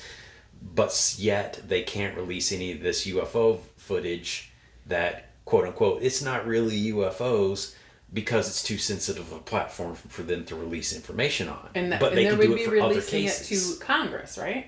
To Congress or the American people. Like they Well, are. I mean, I think even Congress, like they said, they saw some stuff prior to this that was considered classified. You know what I mean? He Correct. said that there was some information that we're not sharing with the public. Like, why isn't that just what they can put that into that category? Like, this is still considered classified information. We're letting the congressmen and women know about it. And from there, as a group, we all work together to decide. Well, you just hit on something that is a storyline in this conversation, where what's motivating these members of Congress to dig their teeth in so deeply into this topic, and they're risking their reputation by doing this. It used to be the end of your political career if you said you saw a UFO or if you were even interested in it. So what's happening now is there's rumors that there are videos and photographs that have been shared with members of Congress, and this was like 4 or 5 years ago. They did a briefing and the people came out, and the rumors, the word that came up most regularly was everyone was godsmacked, like their jaws were on the floor. That's the rumor of what the representatives and the elected officials that were exposed to these videos coming out of these secret briefings that they're not allowed to share the contents of with the public were just in shock. And so if those people are seeing those things, and like Marco Rubio is still engaged in this topic, he's one of the people that's rumored to have seen these particular videos. He's a potential future president, and he's digging into this topic diligently. What has he seen? What has he been exposed to in those briefings that we haven't, that has kept his attention and kept him involved in this topic? It speaks loudly to me if someone like that is still interested in it. Or it would have been explained away, like he would have accepted the explanation of the Pentagon, of the DOD. Oh, it's just secret military tech. We can't tell you what it is. He would go away, but he hasn't. So he must have seen something. He must have some information that keeps him engaged, I think. Thank you. I would now like to recognize Mr. Gold for 5 minutes. Thank you, Chairwoman Mace, Chairman Grothman, Ranking Members Connolly and Garcia, Representative Moskowitz, and distinguished members of both subcommittees. I'm grateful to all of you, as well as your intrepid staff, for the opportunity to testify, and would like to begin by discussing courage. Courage is what it takes to tackle this topic, and courage in the face of adversity is what I see in front of me, beside me, and behind me. Per my introduction, I am currently the Chief Growth Officer at Redwire Space and have had several leadership positions at NASA. That being said, I want to be clear that I am speaking exclusively on my own behalf and not for Redwire, NASA, or any other organization. However, I am here today to speak out for science. Science requires data, which should be collected without bias or prejudice. Yet, whenever the topic of UAP arises, those who wish to explore the phenomena are often confronted with resistance and ridicule. For example, members of the NASA UAP Independent Study Team, particularly those in academia, were mocked and even threatened for simply having the temerity to engage in the study of UAP. Our best tool for unlocking the mystery of UAP is science, but we cannot conduct a proper inquiry if the stigma is so overwhelming that just daring to be part of a NASA research team elicits such a vitriolic response. Therefore, one of the most important actions that can be taken relative to exposing the truth of UAP is to combat the stigma, and this is where I believe that NASA can be eminently helpful. The NASA brand is synonymous with hope, optimism, and credibility. If you were to take a walk down the National Mall, you would immediately see the NASA logo on T-shirts, hats, and bumper stickers. Few federal agencies enjoy this kind of popularity. I've never seen anyone wearing an Office of Personnel Management T-shirt, which is why NASA could play such an influential role. Specifically, NASA could, with relatively little cost and effort, host symposia on UAP, or even just participate in existing panels examining the topic. NASA personnel stepping forward and participating in such discussions would make a powerful statement to the scientific community that UAP should be taken seriously and researched accordingly. In regard to research, NASA has vast archives, much of which may contain important UAP data. Again, for relatively little cost and effort, NASA could create an AI or ML algorithm that could search the agency's archives for anomalous phenomena. I suspect that such an effort would not only result in information that will help us to understand UAP, but could result in data that will assist in other areas of scientific inquiry, such as anomalous weather or meteorite activity. Beyond its existing archives, NASA could act as a clearinghouse for civilian and commercial UAP data. During my work on the UAP Independent Study Team, it quickly became evident that there is no clear or well-publicized process for civilian pilots to report UAP sightings. The stigma associated with UAP hampers the number of pilots that would report such phenomena, but even for those who overcome the stigma, I believe the current FAA guidance is largely unknown and poorly understood. In order to effectively collect UAP data, the independent study team recommended the use of NASA's Aviation Safety Reporting System, or ASRS. This system, which is administered by NASA and funded by the FAA, provides a confidential means for the reporting of safety violations in a voluntary and non-punitive manner. Over 47 years, the ASRS has collected nearly 2 million reports. ASRS is the perfect tool to collect UAP data, which could then be collated by NASA and shared with the public at large. Leveraging ASRS could create a treasure trove of UAP data, potentially hundreds of thousands of reports, supporting this hearing's goal of exposing the truth. And I'm grateful to our two co-chairs and other members who have already incorporated this idea into proposed legislation. At this hearing, and as others have demonstrated, the UAP issue is justifiably dominated by national security and defense.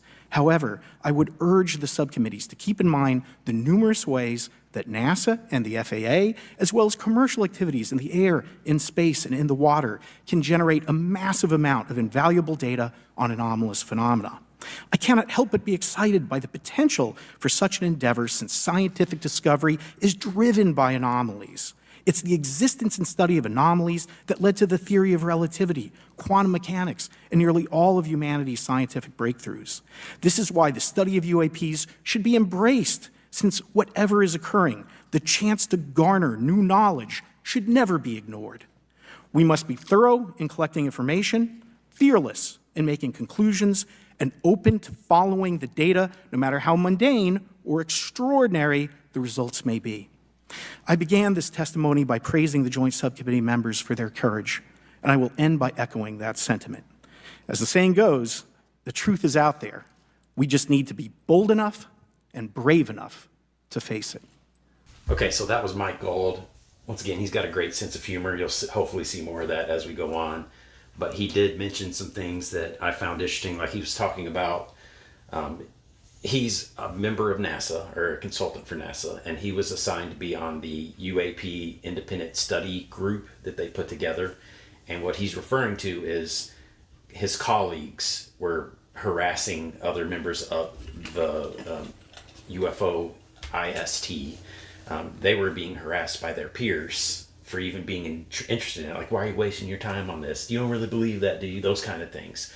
Because it could damage your career, all the effort you've put into getting yourself to where those gentlemen are now is at risk if you even have any scientific curiosity to look at UAPs. And a lot of people have come to the conclusion that most of the advancements, a lot of the advancements we find in things are in the anomalies of what we're researching. Right. Like, it works predictably 99% of the time. For some reason, 1% of the time, it's out of the ordinary. Why does it go out of the ordinary? So that's kind of what I think should be the catalyst for science to investigate this is, well, we understand everything around us in our environment except for those UAP things. So we should just ignore them, is kind of how they currently approach it, instead of saying, we need to understand that 1% that we don't understand.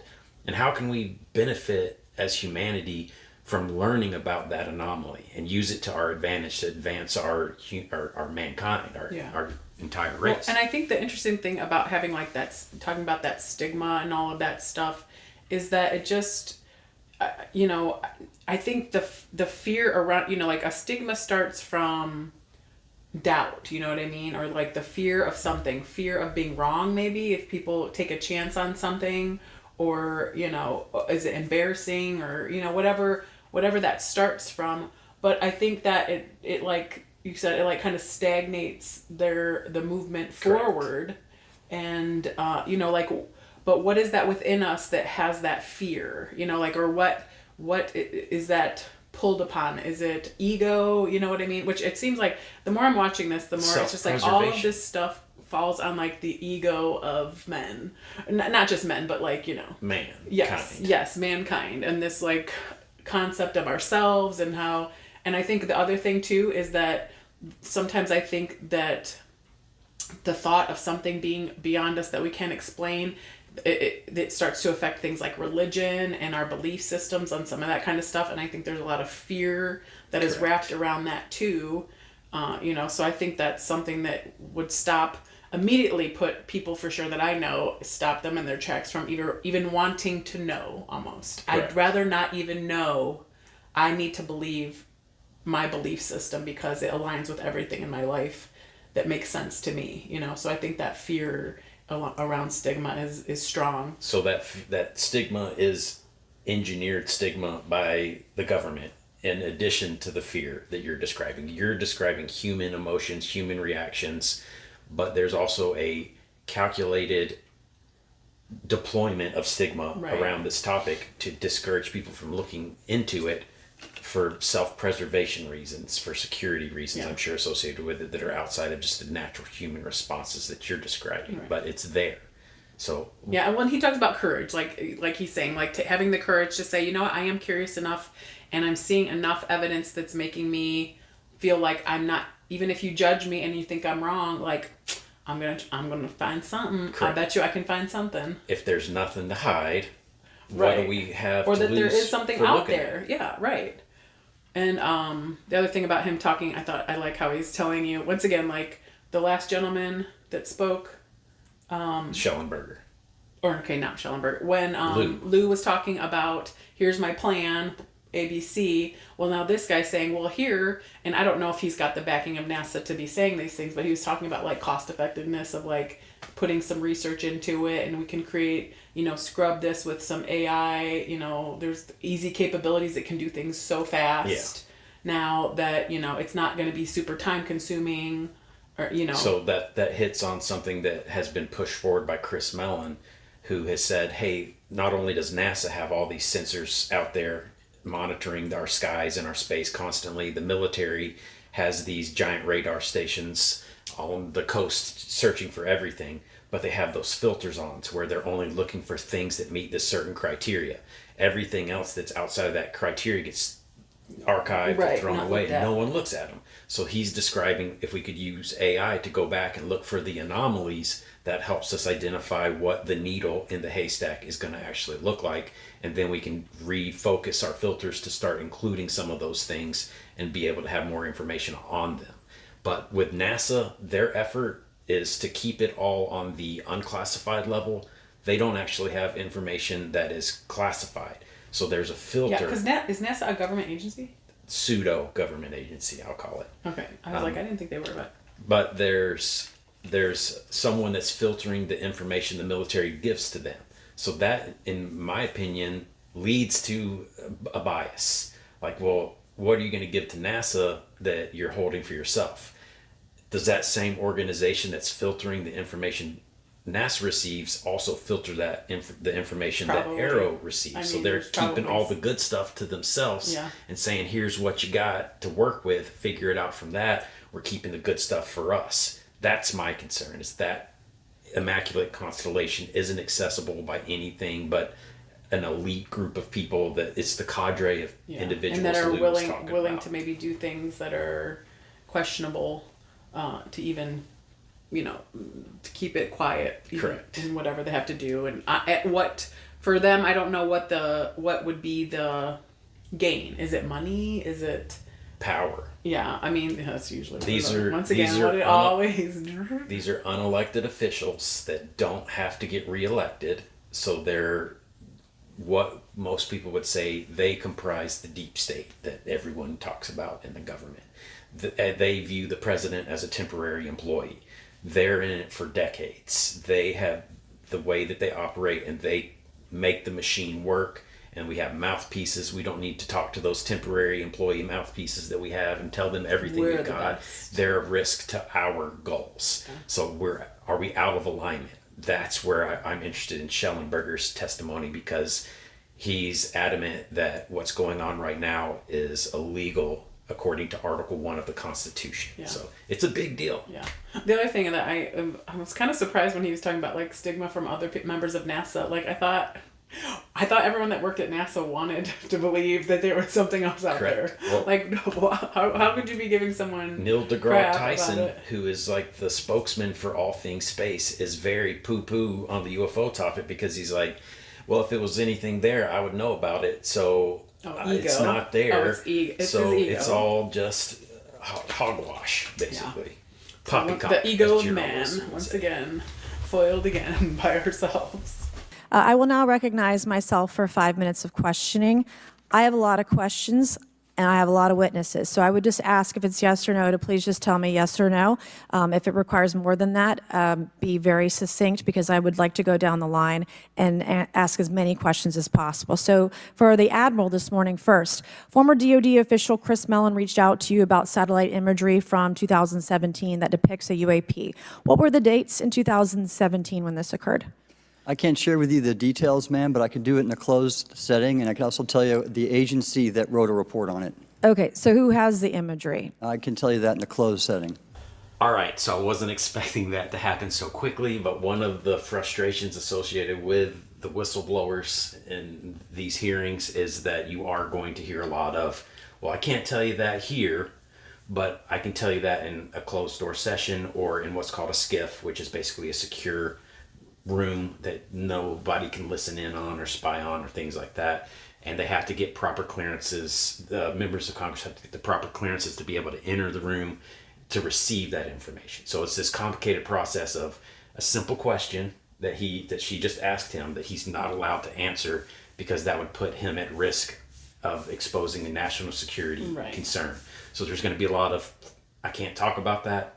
In the first congressional hearing with Moultrie and Bray, who were the DOD spokesmen, anytime any question about underwater sensors came up or anything underwater, they would say, I can't talk about that in open session. We can talk about it in closed session because our underwater data collection platform, sonar and things like that, is like the most top secret of all of our data collection because of how significant the water space is for military advantage. So that's something you're going to hear a lot is I can't talk about it. It's going to frustrate us all. Yeah. But it's once again, if there's nothing to it, why is there so much concern of them stepping over the line and sharing just a little bit too much information about UFOs of all things? Can you describe what was depicted in the satellite imagery? Just a description. It was a UAP, ma'am. That's it? No other description? The term that the analysts used, they called it the button. It was a disc-shaped object. Okay, where was it? I can't tell you that, ma'am. Okay. All right. Okay, Mr. Elizondo, you state in your testimony that, quote, advanced technologies not by our government or any other government are monitoring sensitive military installations around the globe, end quote. If these technologies are not made by any government, who's making them? Private companies, or are you implying they are crafted by a non-human intelligence? Well, ma'am, that's precisely why we're here. The problem is that, temporally speaking, over decades, not just the last 10 years, to put this in perspective, Are these private companies you're implying, or is this non-human intelligence? It may be both. Okay. When it comes to Blue Force Technologies, I would not be able to discuss Okay. that, ma'am. Are you read into secret UAP crash retrieval programs? We would have to have a conversation in a closed session, ma'am. I signed documentation 3 years ago that restricts my ability to discuss specifically crash retrievals. I submitted for my book through the DOPSR process, which took a year for it to be reviewed. And what is in the book is what I was told I'm allowed to talk about. Has the government conducted secret UAP crash retrieval programs, yes or no? Yes. Okay, were they designed to identify and reverse engineer alien craft, yes or no? Yes. Does the U.S. government have any reverse, okay, we already answered that question about retrieval programs. Do any U.S. contractors have the same? I would prefer to address that in a closed session, ma'am. Okay. All right, so what Lou just said is pretty significant. He stated for the record under oath that the government has a UFO crash retrieval program. That hints towards Roswell, New Mexico. Everybody knows about Roswell's crash. Right. That it was announced that they had captured a flying disc. Well, that might be the origin of what he's talking about. There's also the reverse engineering program that the government has that he just testified to. So think about that. They're capturing craft, and then they're trying to figure out how they work for obvious military advantage. The thing he said that's kind of new information is, do public companies have similar programs? Rumors are that like Lockheed Martin, Raytheon, and all those companies have teams that go out and recover UFOs if they crash and are able to get to them first.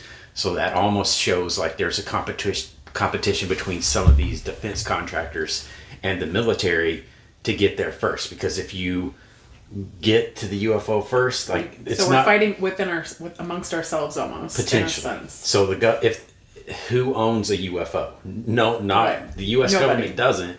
So they're trying to get to it first, and that's one of the things in the Schumer Rounds 64-page UAP Disclosure Act that we were talking about earlier.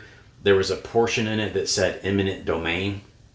So if any civilian or company has UFO-related material, that law would allow the government to go and confiscate that material. So that was one of the things that was pushed back on, and that's one of the rumors is some of these defense contractors have UFOs that the government doesn't know about, or some of them were even given UFOs a long time ago to see if they could advance or they could figure them out faster, and they don't want to give them back. So that was one of the things that was gutted as part of the UAP Disclosure Act. But that was a pretty big statement that he's saying the U.S. has recovery programs, and Well, he didn't say it. He civilians. wasn't allowed to answer that question, or he didn't answer that question. He to said say yes.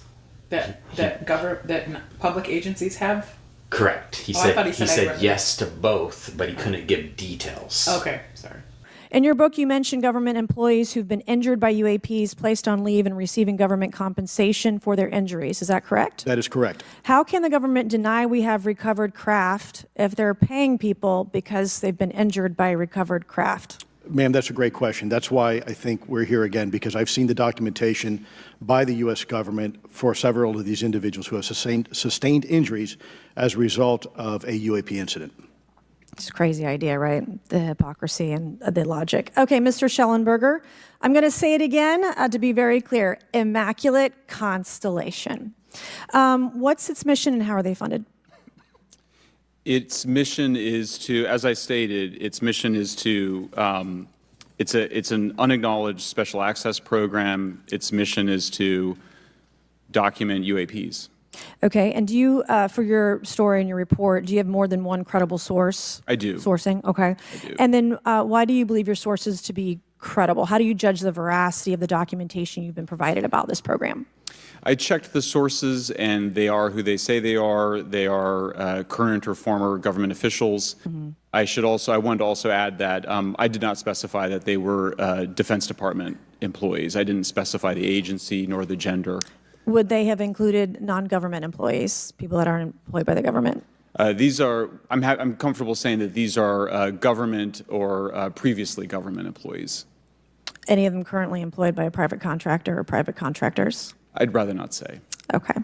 What's the key takeaway, just a few seconds, about the Immaculate Constellation document you provided us today?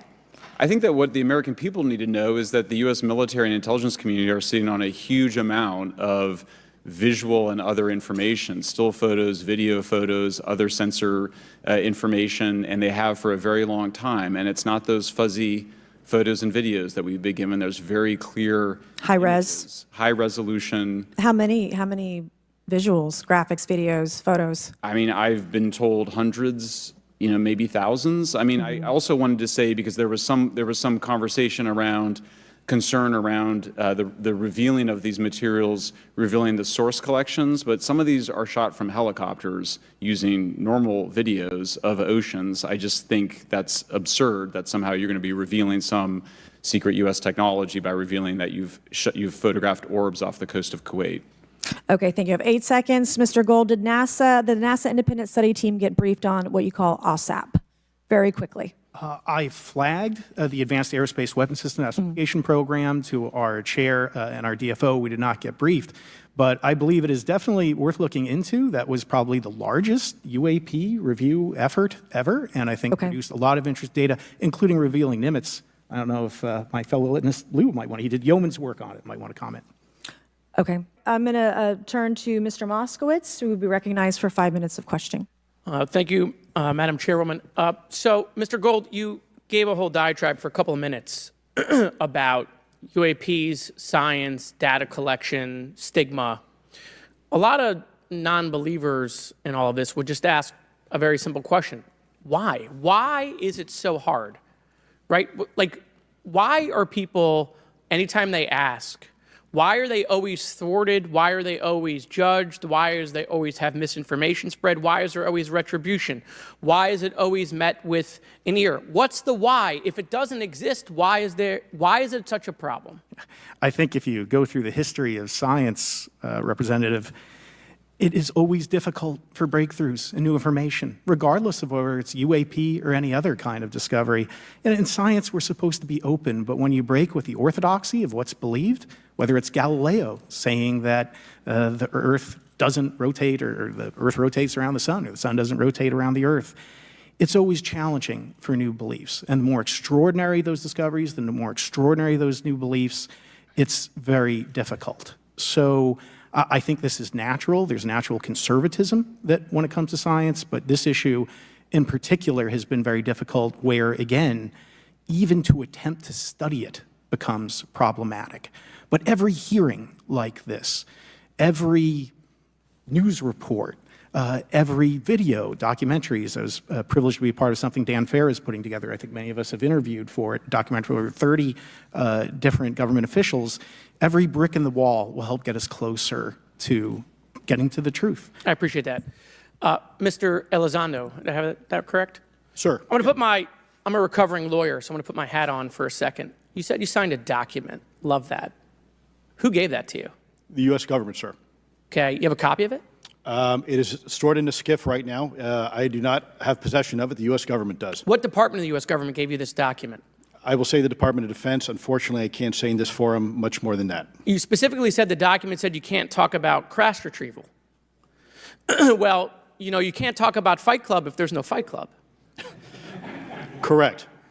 Okay, I'm just making an observation. Yes, sir. So that document that you signed, that you said exists, specifically said you can't talk about crash retrieval. Correct, sir. It was a limitation on because already I'd been speaking publicly about the topic, and so the document said you can continue saying X, Y, Z, but you cannot discuss the topic. When you give me the atmosphere of signing this document. You're in a room by yourself? I'm in a SCIF with a security officer, sir. Just one-on-one? Anybody else? There may have been an assistant as well. It was in a SCIF within a Department of Defense facility. Give me your background real quick. My background is I went to school to study microbiology and immunology, entered into the U.S. Army, and after a very short stint in military intelligence, I became a counterintelligence special agent. As a civilian, later on I became a special agent in charge, running investigations in counterterrorism and counterespionage primarily, with some experience in counterinsurgency and counternarcotics. And then in 2009 timeframe, when I came back to the Pentagon after a tour with the Director of National Intelligence, I quickly became part of a program that was originally called OSAP that evolved into the program now called ATIP, which is where those videos that we now see, the Go Fast, the Gimbal, the FLIR, that was part of our effort, sir. Right. So you're not some conspiracy theorist. You actually have a legitimate background. Well, sir, I'm certainly not a conspiracy theorist. I'm fact-based, just say facts. So when you're in this room, I want to paint the picture for everybody. You're in this room, you're by yourself, you're in a SCIF, you're handed a document. How long is the document? It's about a page front and back. So basically you have some things they call trigraphs, which I cannot, again, talk to. How long were you given to sign the document? As long as I needed, sir. And what if you didn't sign it? Well, I suspect there'd be repercussions. I wouldn't have access to certain information. Were you allowed to ask a lawyer, or weren't allowed to ask for a lawyer to review the document? It wasn't an option, but they probably wouldn't have allowed me to, because the document itself was pretty explicit about you have to be, wait, you're putting me in an interest, let me try to thread the needle here. There are certain documents that we have in the U.S. government that allow people to have access to certain programs, whether it's a special, and I'm going to be very generic here, whether it's a special access program or a controlled access program, SAP, CAP, whatnot. How many people have to sign that document? It depends how many people are going to get access to the information, sir. Okay. Last question. Doctor, real quick, can you tell us about the Omaha incident in greater detail? I've read your background, right? Some people would label you as a member of the deep state since you worked in government for a long period of time. But can you tell us more about that incident? You've written a lot about that. I wrote a lot about incidents like it, Congressman, but that specific incident involved the USS Omaha, the littoral combat ship of the U.S. Navy operating off Southern California. I don't remember the exact date. It was within the last decade. And what the watchstanders on the bridge observed was a UAP, again, something that was aloft but had no observable exhaust or control surfaces. So it was something that couldn't be explained. And then they saw it enter the water from the atmosphere and going through the air-sea interface, and so thus exhibiting transmedium travel. Thank you. I yield back. Thank you. I'll now recognize Mr. Grothman for 5 minutes of questioning. Yeah, we'll start with Mr. Gallaudet. During a previous UAP hearing, Navy Commander David Fravor discussed the TikTok object engaged in 2004. Are you familiar with the incident, the TikTok incident? Yes, sir. And that's almost 20 years ago, right? Yes, sir. It's been said there are more videos, documents, and reports related to this incident. Do you believe the information regarding the TikTok incident should be available to all members of Congress? And in your expertise, what reason would the Department of Defense possibly have for not releasing information that's over 20 years old? Thank you, Congressman. I don't think there's any good reason to withhold information and important data, especially of national security concern, from Congress. Well, what would they say? I will speculate, sir, that they don't want to share that kind of information because it reveals weaknesses in our ability to monitor and protect our airspace. Okay. In your written testimony, you claim last year's UAP hearing before this Oversight Committee confirmed that UAP-related information is, well, it's not only being withheld, but that elements of the government are engaging in a disinformation campaign to include personal attacks designed to discredit UAP whistleblowers. Could you elaborate on that statement a little? Yes, sir.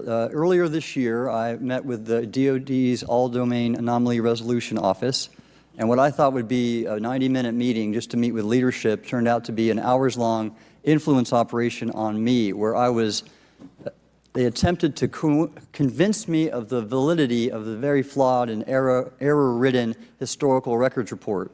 In addition, they tried to have me question very valid UAP reports like the Tic Tac incident, and even coming to stating possibly that the Tic Tac was American technology. And then, of course, if you ask David Fravor or Alex Dietrich, the two witnesses, they were convinced it was otherwise. And then, and they also cast discredit on various UAP whistleblowers and witnesses to question their validity and credibility as witnesses.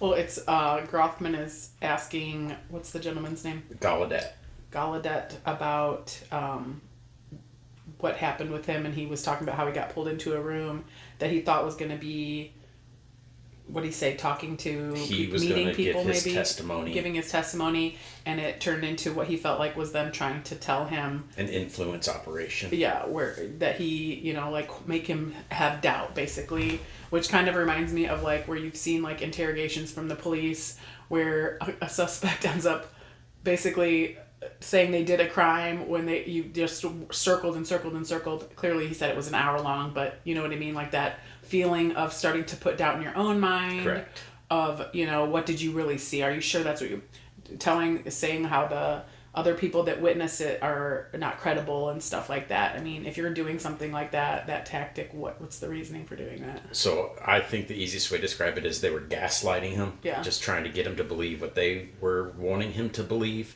And when we say they, it's the All-Domain Anomaly Resolution Office, which is the government's current public-facing UFO investigation office, which was headed up at the time by Dr. Sean Kirkpatrick, who lost the trust of the UFO community because of what he says, and he's an advocate for that cyclical reporting being the cause of why these gentlemen are up in front of Congress talking right now.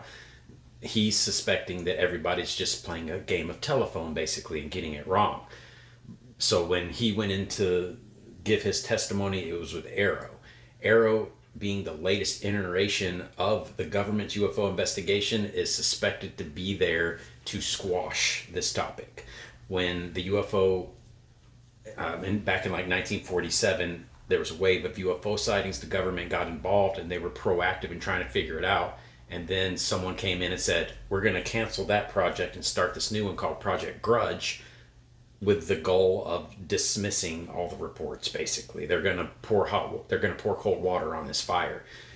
That went on, and it killed public interest in the topic. Later, it started to raise again, and they created Project Blue Book. And Project Blue Book was designed to explain away all UFO sightings, and it closed in 1969 when a report was published that was sponsored by the U.S. Air Force called the Condon Report, that said there's nothing to this. There's no scientific benefit from investigating UFOs. The government needs to get out of it. And then the suspicion is they went sub rosa and went below surface. So then they've still continued to investigate UFOs. And we didn't know about it until 2017 when Lou Elizondo came out on stage and said that he was part of the program that we now call ATIP. But he was also part of the earlier iterations of that. But what Tim Gallaudet is currently putting out there is that Arrow has a similar goal to Project Grudge and Project Blue Book, to explain it away. You didn't see that. You saw top secret stuff. Are you sure you didn't see this? Instead, to lay that doubt and do it to the people that are whistleblowers trying to bring this information forward to them. And so now no whistleblowers trust the Arrow organization to receive their testimony, because the people that have gone have all been dismissed. Right. Kirkpatrick went out and said, we've heard from 40 witnesses and there's nothing credible about anything that they said. Not any single one. So as soon as they said that, that was a dog whistle to all the other whistleblowers to say, well, don't go to them.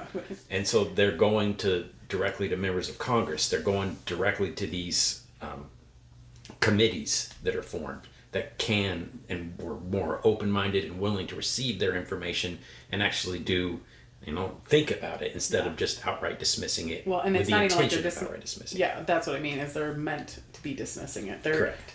I wouldn't even call it dismissing. They're meant to be burying something that Correct. they're hiding, clearly, or whatever you want to say. So are these guys genuinely trying to bring something to the attention of the public that is legitimate, or are these guys grifting us and this is all just part of an elaborate play? That's the That giant kind of debate sounds going like on it. right now.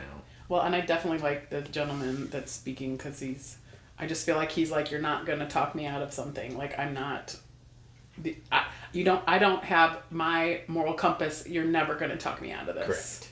You know what I mean? Like, you're never going to tell me that this didn't happen. And that's what I feel like they're all up there doing, or else you are potentially ruining your life by being a fraud in front of Congress that will have repercussions legally. Right. For And the rest I mean, of the your thing life. too, though, is we've talked about this because we were talking about it the other day, was, that the room for error on the subject matter is very small, because if you make one mistake or convince maybe something that comes out that maybe gets debunked, or they find the answer to it, that it almost makes you lose credibility. Correct. Which is really unfair. It's like basically saying, I'm a scientist and I'm doing research, and the experiment might not have worked in this situation. Maybe that's not the best You example. got to have 100% success rate Yeah, to have it's any very credibility. hard to have any room for error in this subject matter, and I think that it's probably very difficult to have to manage something like that, or make sure you don't say something out of line, or somebody's filming you or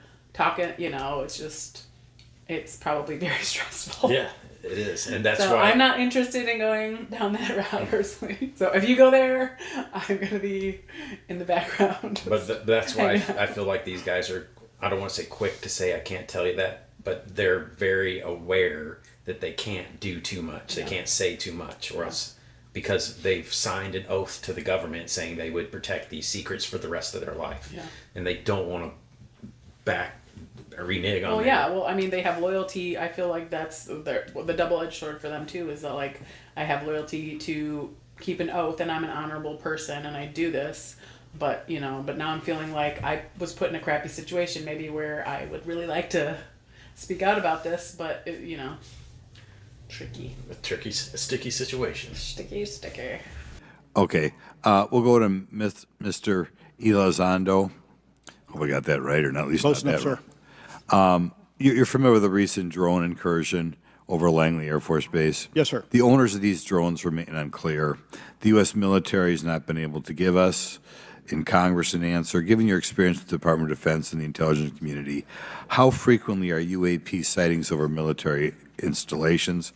And secondly, I suppose hypothetically you could have incursions over just, say, regular airports. Is it obvious these incursions are more likely over military facilities than just a random airport out there? Yes, sir. There's definitely enough data to suggest that there is certainly some sort of relationship between sensitive U.S. military installations, also some of our nuclear equities, and also some of our Department of Energy sites.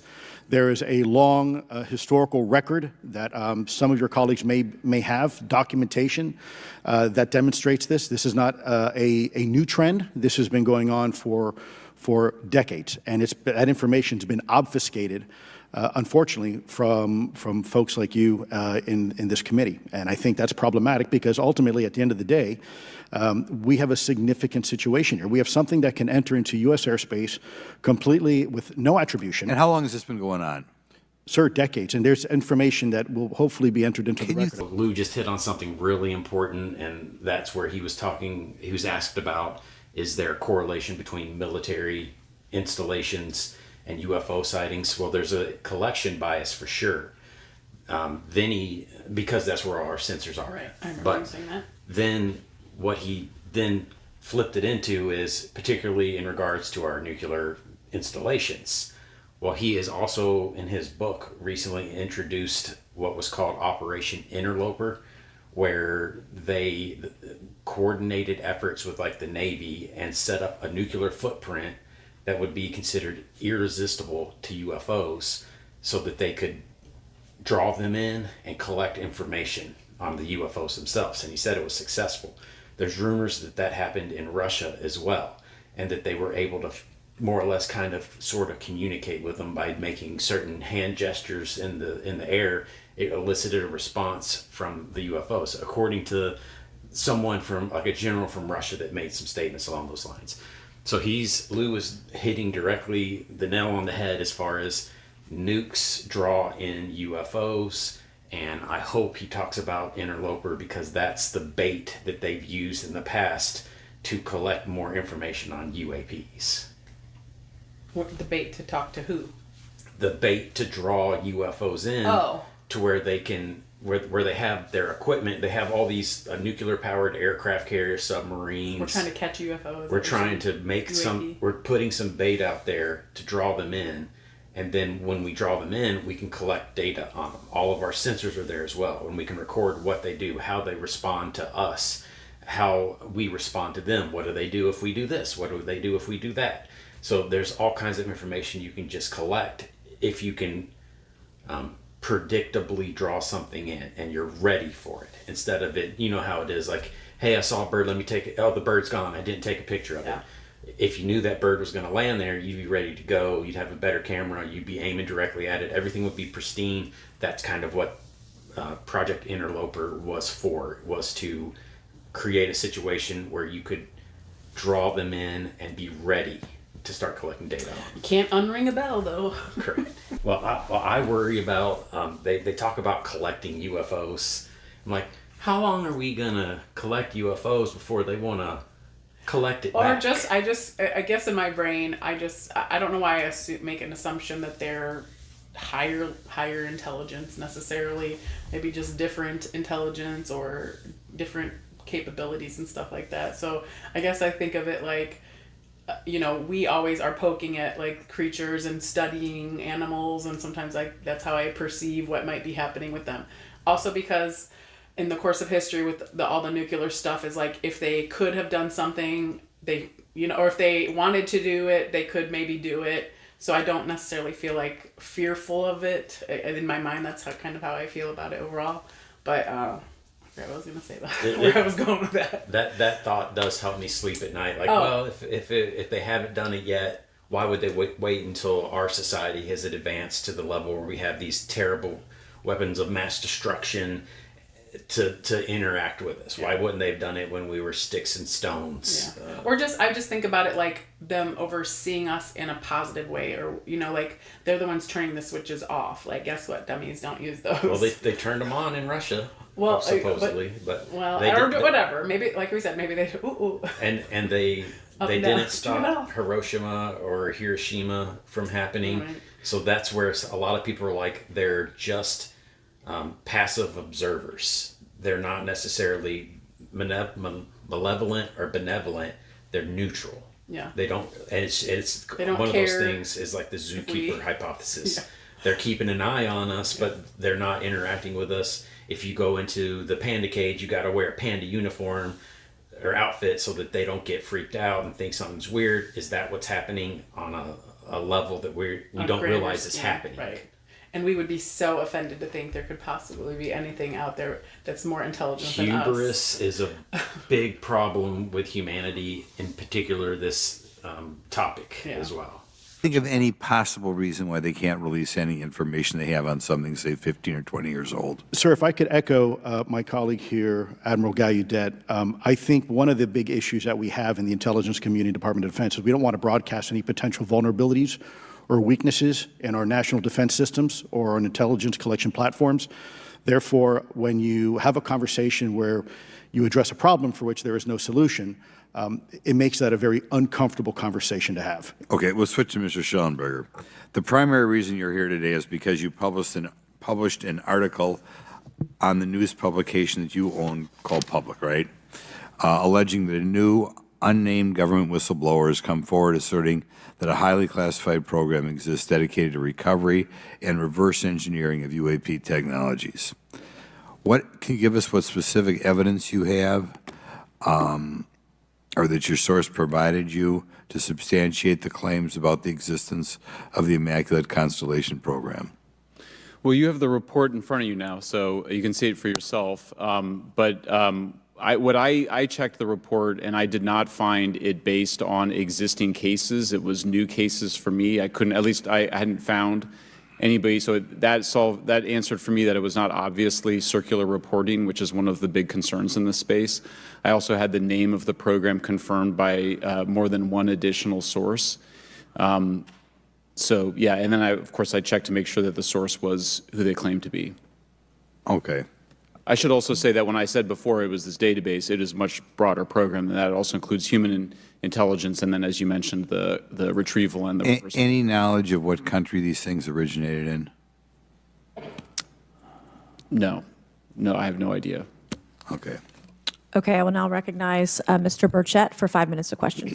Thank you, Chair Lady. I request unanimous consent to enter into the record documents provided to us regarding legacy UAP programs and psychological operations. Lou Elizondo. So ordered. I also want to thank my buddy Jeremy Corbell for providing us documents and access to some whistleblowers. Mr. Elizondo, what is your last position with the federal government? Sir, I was the Director of National Program Special Management Staff managing a White House Special Access Program on behalf of the National Security Council. How would you characterize UAPs? An enigma, sir, and a frustration. We're talking about technologies that can outperform anything we have in our inventory. And if this was an adversarial technology, this would be an intelligence failure eclipsing that of 9/11 by an order of magnitude. Are there classified Department of Defense materials related to UAPs that you believe could be safely disclosed to the public without compromising national security? Yes, sir, I do. I would never, ever try to endorse providing some sort of information that could compromise what we call a blue force technology or capability. But I do believe there's a lot of information regarding this topic, and I've been very vocal about it, that should be shared not only with the public, but most importantly, with members of Congress. Are you familiar with my friend David Grush? Absolutely, sir. I had the privilege and honor of working with him myself several years ago at U.S. Space Force. Last year, as you know, he testified that the U.S. has run a multi-decade UAP crash retrieval and reverse engineering program. Would you agree with that? Yes, sir. Are there UAP programs operating without proper congressional oversight? 100%. What are they? Unfortunately, sir, I would have to have that conversation in a closed session. I know you said that, and a lot of people are frustrated with those kind of answers, but we're asking those kind of questions so you all know what the heck we're up against. You also mentioned in your opening statement that the Pentagon's Public Affairs Office employs a psychological operations officer as the singular point of contact for UAP-related inquiries. Why the heck would they do that? Sir, that's a great question. I would ask the Pentagon. There's a long history here of that individual providing misleading and false information to the public through various news outlets and media outlets in order to discredit this topic. I've personally been victim to it. We have the documentation to substantiate where this information has been absolutely inaccurate, that has been provided time and time again, and it turns out that that individual was also working with former leadership of Arrow at the time as well. And we punish them by giving them multi-million dollars more than they ask for every year. Admiral Gallaudet, you mentioned in your opening statement on an email you received from the operations officer of the Fleet Forces Command regarding unknown objects almost colliding with U.S. military planes. Did anyone respond with knowledge of what the objects were? I received no response, sir. Did the exercise get canceled? The exercise did not get canceled. Why do you think the commander of Fleet Forces operations officer never discussed the incident again? Sir, I'm speculating because I didn't have an exchange with him, but I believed it to be part of a special access program, the information and the video, which we have known now it was, and he realized he couldn't share that openly with the recipients of the email, and therefore the email was pulled from everybody's account. Again, tell us what happened to the email from the commander of Fleet Forces. The day after I received it, and all the other recipients received it, which were all the subordinate commanders of U.S. Fleet Forces, so 1- and 2-star admirals, including strike group commanders, the email was wiped or deleted from our accounts, and then no one talked about it. All right. Have you specifically had any experience with submersible objects? Sir, I've no personal experience, but I've had witnesses on submarines come to me and say they've seen on sonar data. Correct. Okay. How would you characterize those, and how do they move?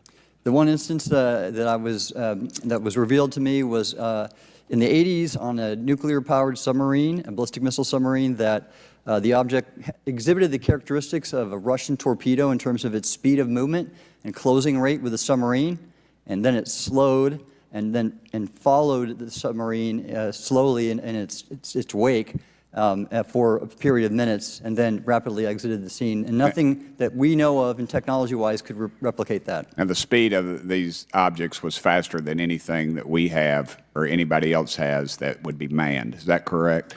It was on the order Underwater. of a torpedo. So Yes, sir. Yes, sir. But as it exited, it Well, I don't exactly know how fast a torpedo is, but I expect it does better than my old outboard Scott Atwater, so I'll take that as a yes. Yes, okay. sir. Have you experienced any experience with the All-Domain Anomaly Resolution Office, ARROW? Yes, Congressman, as I mentioned previously, I have met with them. Okay. You heard Mr. Elizondo describe psychological operations for those contacting the Department of Defense about UAPs. You mentioned a similar influence operation by ARROW. Why are federal agencies invested in running information operations about UAPs if they do not exist? Yes, sir. But I'll make a statement on ARROW's behalf. They have new leadership. The office has reached out to me to meet again, and I take that as a good faith effort, and we'll see where that goes. Thank you. Chair Lady, I've run over. Thank you. Thank you, Mr. Tennessee. I would now like to recognize Mr. Higgins. You're the king of Tennessee. Mr. Higgins, you're recognized for 5 minutes of questions. Thank you, Madam Chair. Mr. Elizondo, Mr. Schellenberger notes in the report that we've been given for this hearing. I believe, Mr. Schellenberger, let me shift you, the author of this report. I'm sorry, sir. I'm not the author. Mr. Schellenberger, were you the author of this report? No, I was no name not. on it. No. Do you know the author? I do. You do. And how would you estimate that madam or gentleman, the author? The person is a current or former U.S. government employee. And it states here that this is the public version of the author's report. Yes. So where might one find the non-public version of the author's report? I don't know the answer to that. Would that be with the Department of Defense? I don't know. But you do know the author. I do. You know what the author's sources were? The author's sources are described in the report. These databases, the Immaculate Constellation. Right, but you expressed some confidence in the sources. I would. Earlier in I do. testimony, you expressed confidence. So do you know those sources? I do. Are they within the Department of Defense? I can't say. You can't say or you won't say? I won't say. Okay, why not? Because I protect my sources, and I think the reason. But you're not naming them. It's a big department, but many of us on my side of the aisle would say it's far too big. So you're talking about the Department of Defense, sources from within the Department of Defense? I'm not willing to reduce the potential universe of where my sources might be. Okay, moving on. One thing that you need to know about Schellenberger versus Lou and Tim Gallaudet is Mr. Schellenberger is a civilian. Right. He is a journalist. Yes. He doesn't, he didn't say, I could tell you that in closed sessions, because he doesn't have that information. As a journalist, what he's trying to do is protect his source. It's almost like HIPAA, like doctor-patient confidentiality. There's a similar mechanism for journalists. Well, you and can't I don't know burn if your sources. Well, you probably could, but I don't know if there's legality in it. Maybe there is something that protects that. But if you get told something by someone, he says, keep this a secret, I'm going to tell you, and then you turn around and you tell that secret to the world, well, no one's going to trust you. Right, I understand so his that, but it's not like on the line. HIPAA. You lose like your, licensing and stuff like that. Where maybe with him, he would lose credibility. I'm sure the trust of people, but. So he said he would prefer not to comment on that because you'll also notice he's using ambiguous terms. I think he even said in his previous ones, like the whistleblower is a man or a woman in a government or non-government organization, because I don't want to make an assumption. I don't want to give anyone clues as to who this individual is that's confiding in me and telling me not to tell anyone, and making sure that no one knows. Yes. So he's trying to make sure he doesn't give any breadcrumbs to people that could track down who that individual is, and that individual end up suffering repercussions. So he's got to keep a lid on what he says as well. In this report, Mr. Elizondo, for reference, several types of allegedly alien craft or possibly alien craft or unknown aerial phenomena, what we used to call UFOs, are described. Spheres and orbs,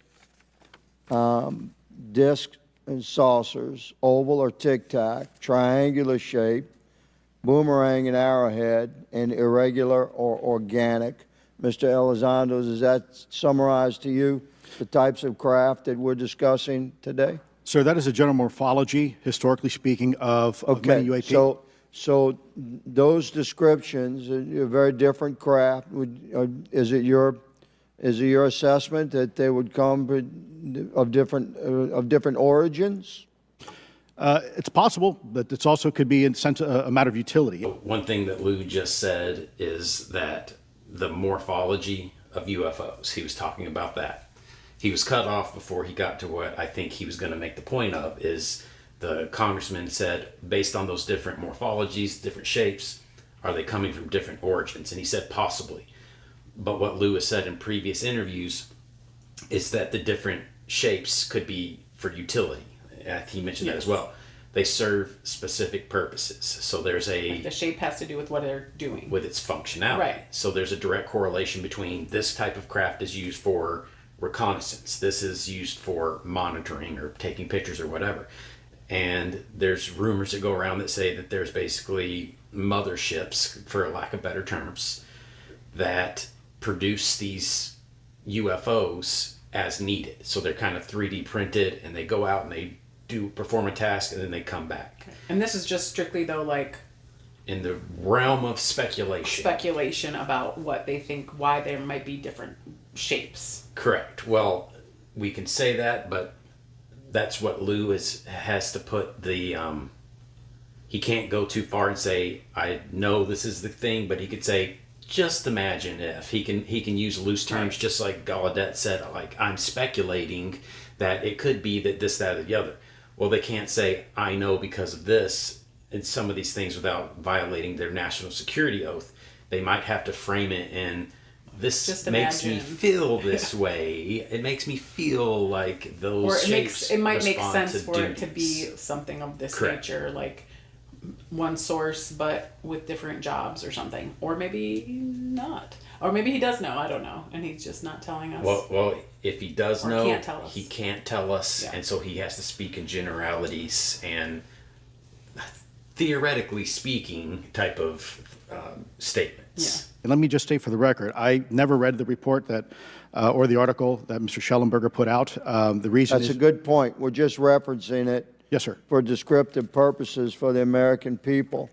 Mr. Schellenberger, in this report, it's striking to me that regarding the descriptions of experiences with these various craft, several of them include biological effects and several do not. Are you familiar with what I'm talking about? Yes.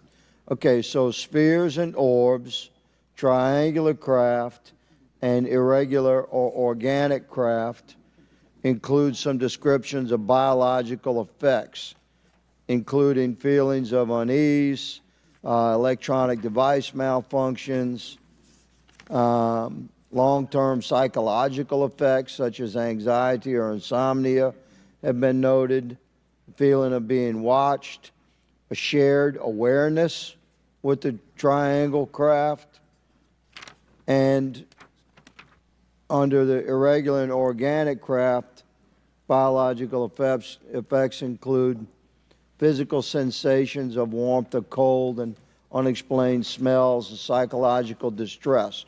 So these are very specific descriptions of the reactions of human beings, which allegedly have been noted from a study here, a report. All of those experiences would have been described by the sources that the author used? I'm not sure I understand. This is a very broad description of biological effects, and it's striking to me that they are present with relation to some types of craft, but absent in others. This would require a great deal of research and study. Can you explain that? My understanding is that this is, the database is very large. It includes both the images, the videos, the still images, as well as the human intelligence, the reports, the raw data from individuals having these experiences. So in answer to your question, yeah, I mean, I think we're looking at a very large amount of data collected over many decades. And that data is held by the Department of Defense? Well, I will say that after I published, I was told that this program, that the USAP was actually managed by the Department of Defense but held at the White House. Roger but that. that's a single source, and I don't have multiple sources to verify that. Thank you, sir. I did my best to trick an answer out of you, but I was partially successful. Madam Chair, I yield. Thank you. I now recognize Mr. Frost for 5 minutes of questions. Thank you, Madam Chair. In addition to serving on this committee, the Oversight Committee, I also serve on the Science, Space, and Technology Committee, where we often discuss how essential data and evidence are used in science and used at departments such as NASA. During a hearing, NASA Administrator Nelson affirmed the importance of NASA in helping us to understand UAP. Mr. Gold, if the government doesn't have the data it needs on UAP because, say, someone who saw something is concerned about stigma, public backlash, et cetera, or maybe there's just not good systems in place, how are we supposed to ultimately figure out what's going on? Yeah, thank you for the question. And let me compliment Administrator Nelson that there wouldn't have been a UAP independent study team if it wasn't for his leadership and courage. We're talking about data and where we can get data from. As I described, NASA has whole archives of data, much of which I believe will likely have information that will help inform UAP. We need only look. And again, in an era with AI and ML, we can relatively quickly and easily go through it. So I think it's something that we should encourage NASA to do. However, per Chairman Grothman's comment about UAP focusing on national security sites, I believe there's something, sir, that you may have heard of called sensor bias. That because we've got more cameras, more monitoring of national security, we don't know how extensive UAP activity may be over civilian areas. And this is to the second part of your question, where we're not collecting the data. We're not collecting sufficient data from pilots. We're not collecting sufficient data from civilian and commercial activities. And this is, again, where ASRS, I think, could substantially change that, get the data out there, and allow us to do good science. Yeah. Thank you. I mean, on the data, you know, I'm a really big proponent of transparency. But obviously, there's always a little bit of balance that we have to have in government on transparency as well. I mean, last year, NASA appointed a director of UAP research in response to the recommendation by the independent study team.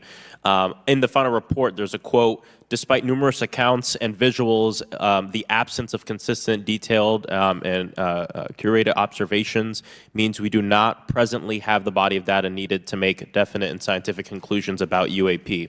Can you just talk really quickly about that balance of security and transparency? So I can say, having served at NASA, it is the most transparent organization I've ever been in.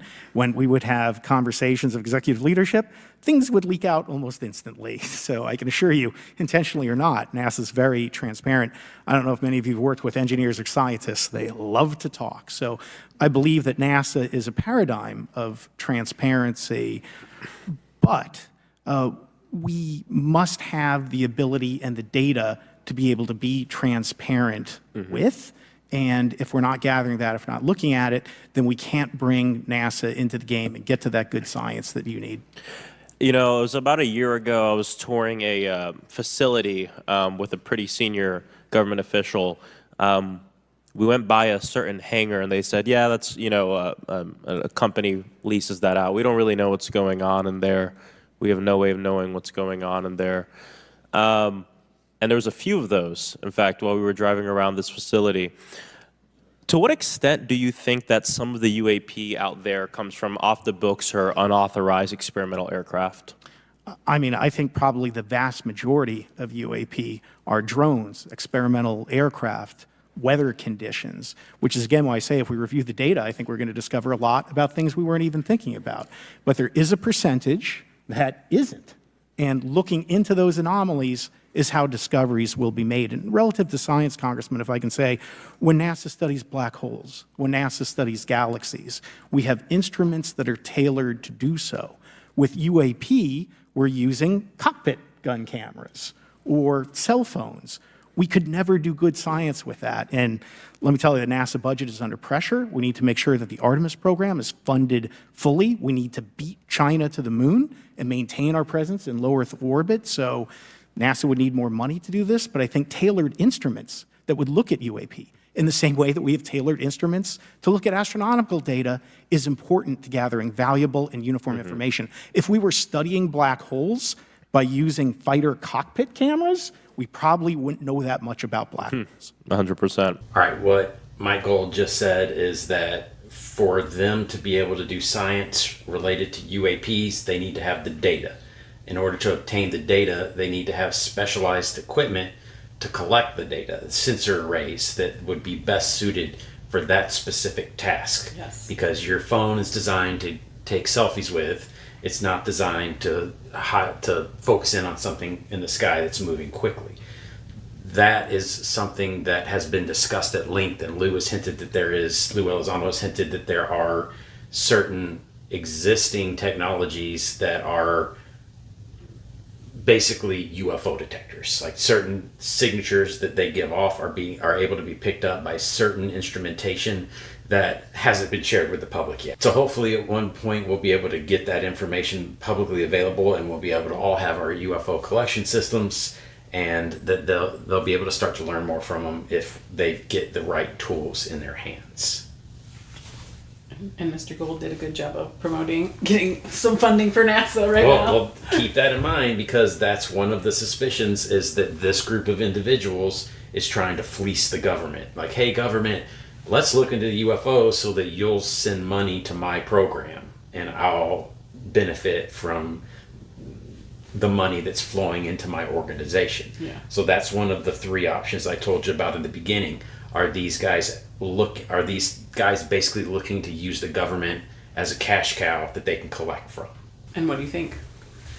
I defer back to my previous statements where I'm saying I feel like they're genuinely interested Well, in and this. I mean, you do have to have funding, though, is the bottom line, too, is, you know, it's not that there doesn't need to be funding for it. It's just at what level and, you know, that type of thing, trying to figure out what's the dollar amount, what's the right amount. And imagine trying to get funding for something that other people don't think exists. Right. Like that's Which one I of do the wanna, impediments. I want to talk to you about, too, in this realm maybe as well, since I'm the wife or I'm representing maybe the spouse or friend or whoever that is not as knowledgeable about this, and you've asked me before about how do you get more women, or how do you get what would be I've been interesting trying to figure you. out how to get more women my entire life.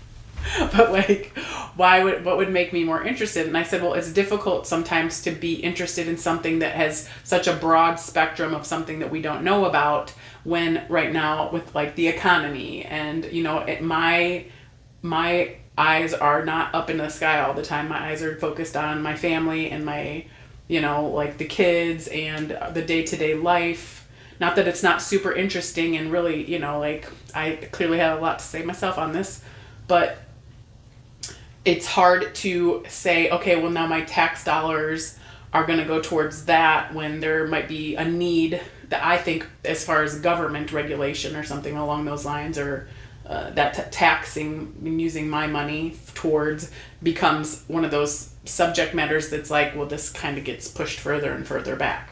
Not that it doesn't have importance, but like on my day-to-day life, for me, it's not on the top, but for you it is. Well, I mean, for me, I do feel like for you it's, I mean, I'm assuming me and the kids are above it, but it's a close race.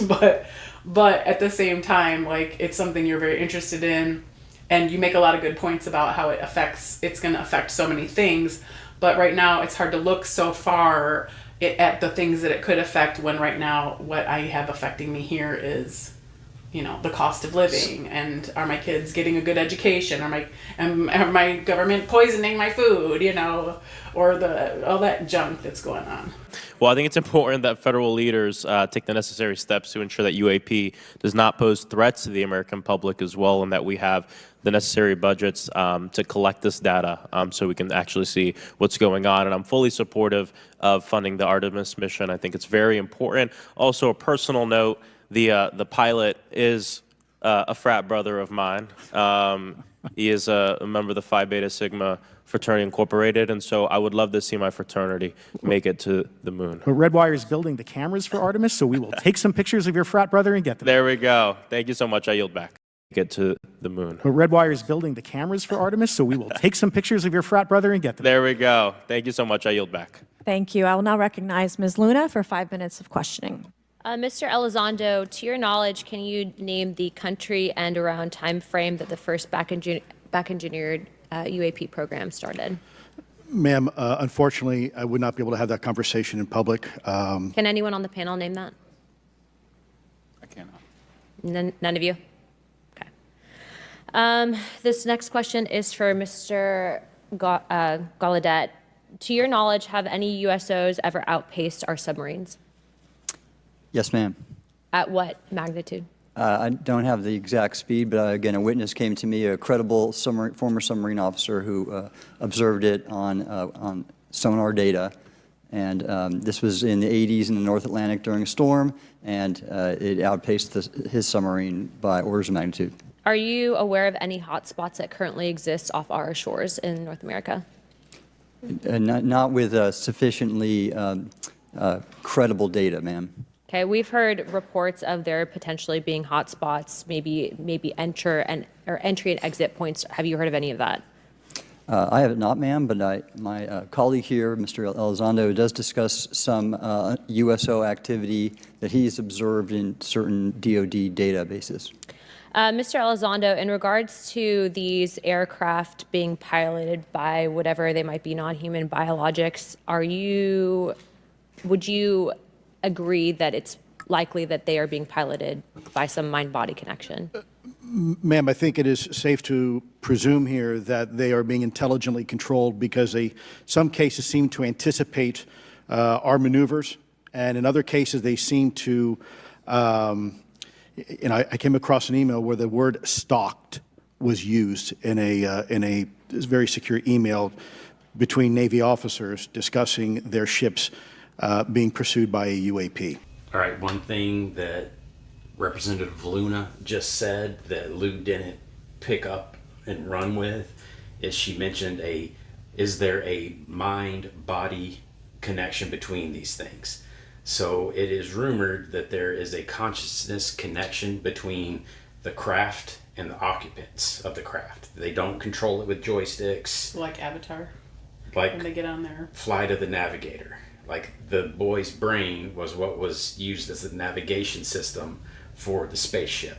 It's similar to that. Like this goes back to now Hollywood. Has Hollywood been influenced over the years by being given certain bits and pieces of truth to incorporate into their movies to basically prepare us for this being disclosed. So the consciousness connection is something that's talked about a lot.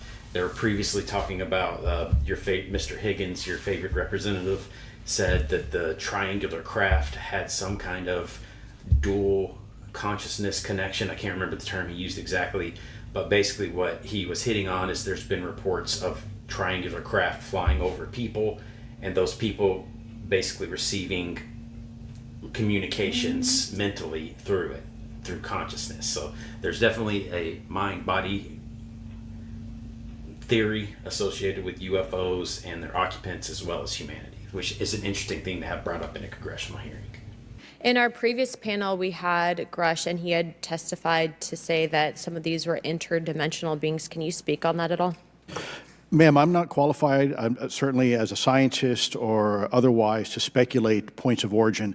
I looked at everything from a scientific perspective. So if you look at, for example, instantaneous acceleration, which was one of the observables of the program that I belong to, ATIP, the human body can withstand about 9 G-forces for a short period of time before you suffer negative biological consequences, blackouts and ultimately redouts and even death. Comparison, our best technology, the F-16, which is this older platform, but one of our most highly maneuverable aircraft, manned aircraft, made by General Dynamics, can perform about 17 or 18 G-forces before you start having structural failure, meaning that the airframe begins to disintegrate while you're flying. The vehicles we're talking about are performing in excess of 1,000, 2,000, 3,000 Gs. So I guess, would it be safe to infer that they're living craft? I'm not prepared at this point to state for the record is something alive or not, because even that definition is hard. There was a time in science we thought that life required oxygen, and we now know that's not true. There are anaerobic bacteria that thrive in oxygen environments that lack oxygen. And so also same with photosynthesis. When I was in college, I was told everything is derived from photosynthesis as a form of energy. In reality, that's not true. There are things that live off of chemosynthesis. So we're constantly having to reevaluate our understanding of what the definition of life is. Mm-hmm. Representative Luna just said something else that is rumored in the UFO community, that it's possible that the UFO craft themselves are conscious, that they're actually like living in some loose description, that they're objects that are manufactured, but they have a consciousness associated with them, similar to how we're broaching AI. Just we're on the front end of the AI revolution.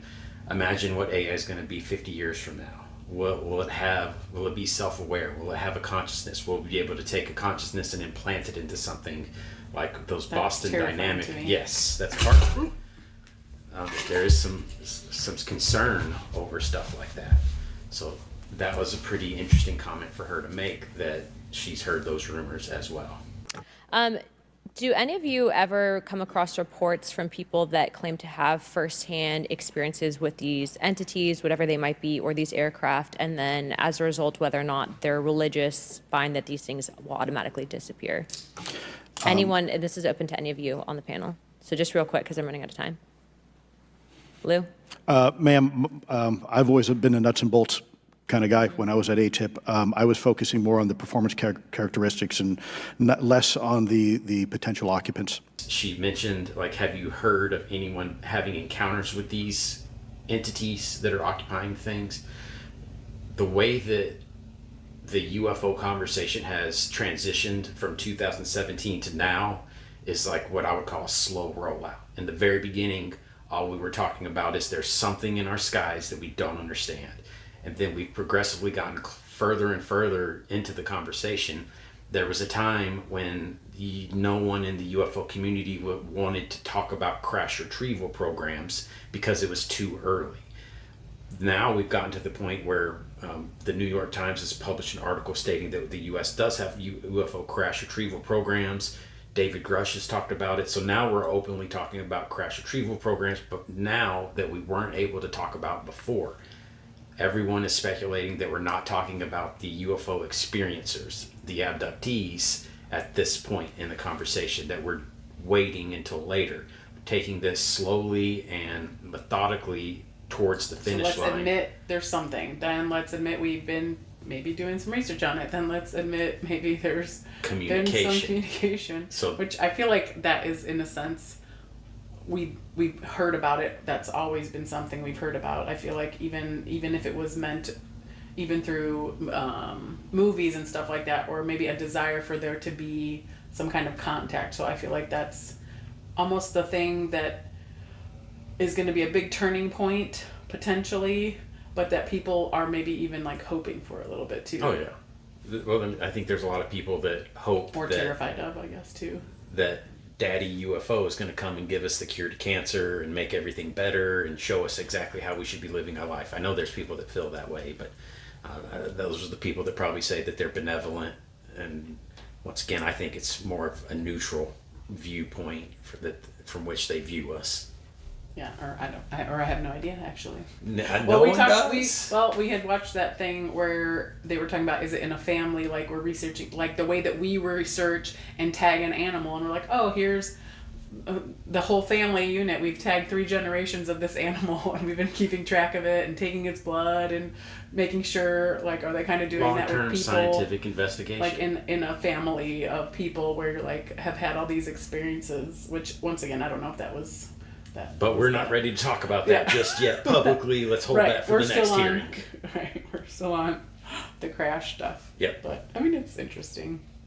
Unfolding before your eyes in real time. That's why this is such an exciting topic to me. Okay, the reason I ask is because it seems like, just based on our conversations, that we've had people that say that there are good and bad of whatever these things are. And so my concern from a national security perspective is A, that true? B, are you guys hearing the reports of that? And C, I think moving forward in regard to technology, Mr. Gold, if you can answer this real quickly, some of these aircraft, it seems that they are operating off of energy that we don't currently have. But just yes or no, in your opinion, if we were able to obtain that, would that impact humanity for the better or negative? Would certainly save us some money on funding on Artemis. Definitely. And this is a national security issue, that if there is such technology out there, we're not the only country that might have access to it. We don't want to be on the wrong end of technological surprise. Okay. Thank you guys for your time.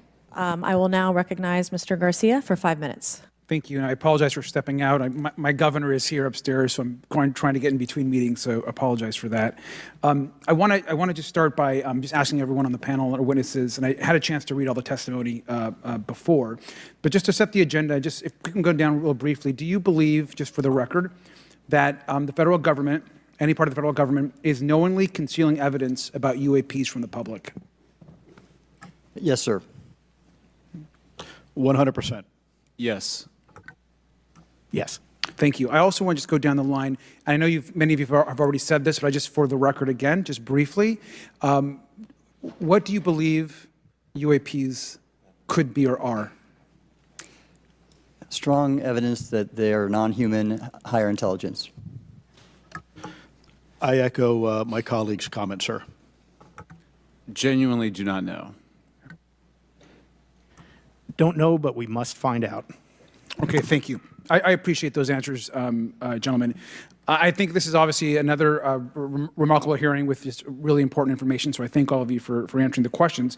Admiral, I just want to go back to one thing. Now, last year, our subcommittee heard from 2 retired Navy pilots, Lieutenant Ryan Graves and Commander David Fravor, regarding UAPs. Actually, I think Ryan is here in the audience and been a great person to get to know and to have conversations with. He, of course, has been involved in the Safe Airspace for Americans Act with Chairman Graves, with Chairwoman Mace for UAP reporting by civilian aviation personnel.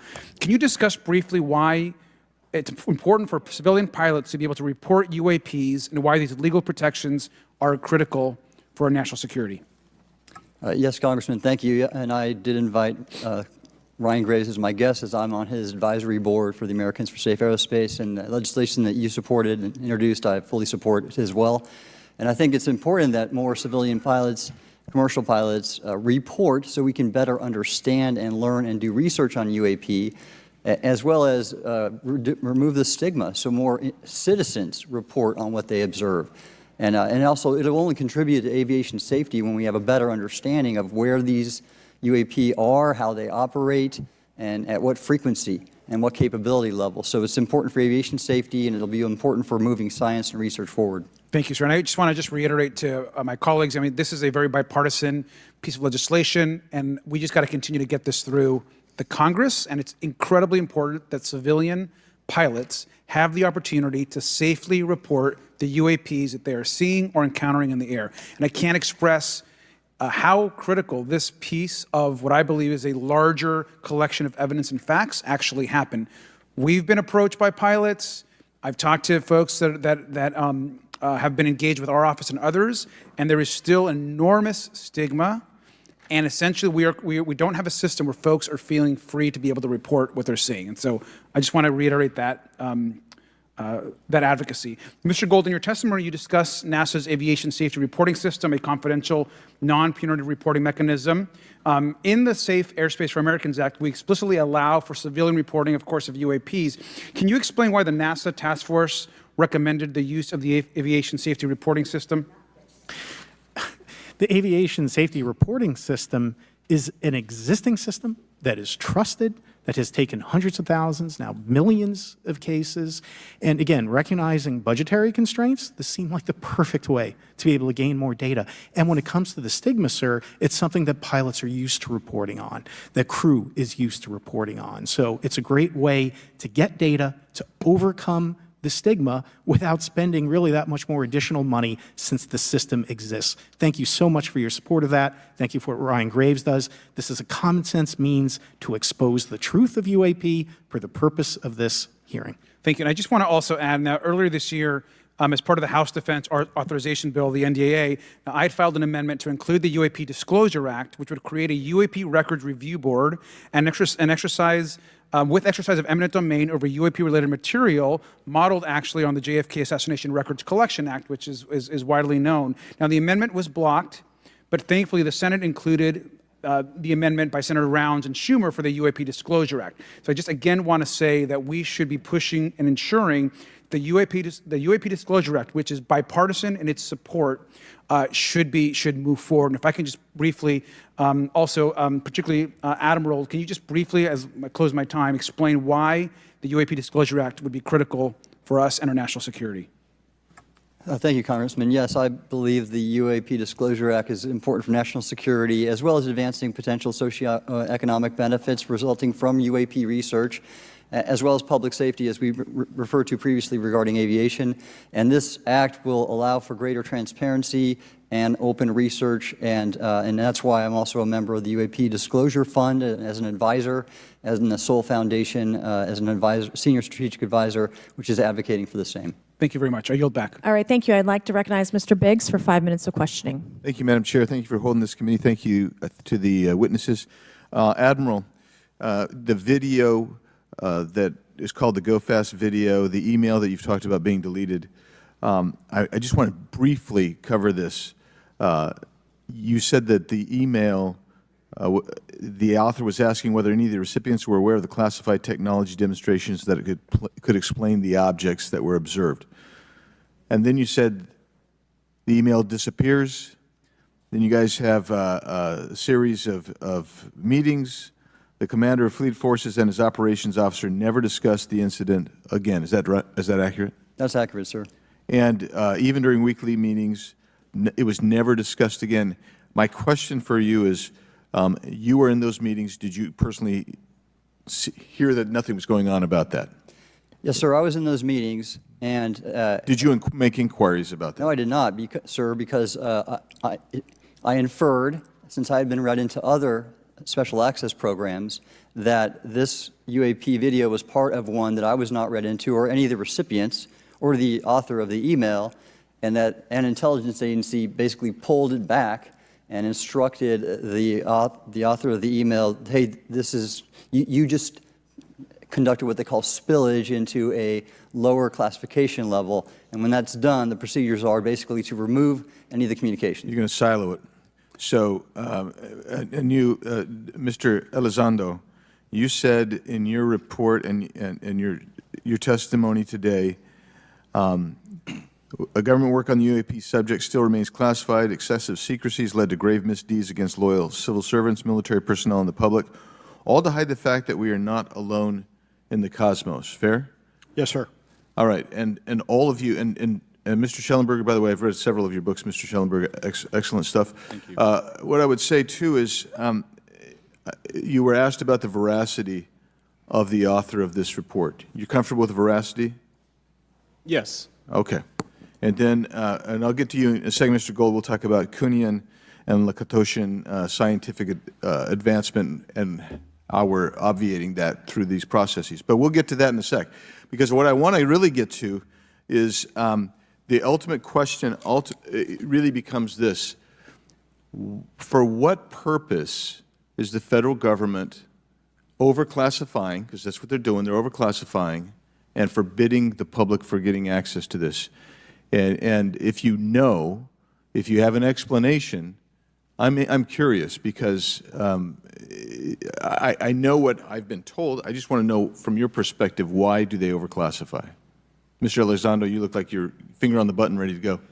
Yes, sir. Forgive me. I think there are several reasons. I think at the time when this reality became evident to the U.S. government, we were in the middle of the Cold War with then Soviet Union, and we did not want to tip our hands to what our knowledge base was on this topic. We did not want to broadcast that to Cold War's long over. It is, sir. It is, sir. There's also then the philosophical argument that the Department of Defense and the intelligence community is solution-oriented. And when you don't have answers, it's a really tough spot to be in. It's easier to be quiet and suppressed than if you don't have the answer. Indeed, sir. In fact, there's a very real example when we built the U-2 spy plane and flew it over then Russia, and we're taking reconnaissance. And when we first started flying the aircraft, it flew so high and so fast we thought they weren't tracking us. In reality, they were tracking every flight.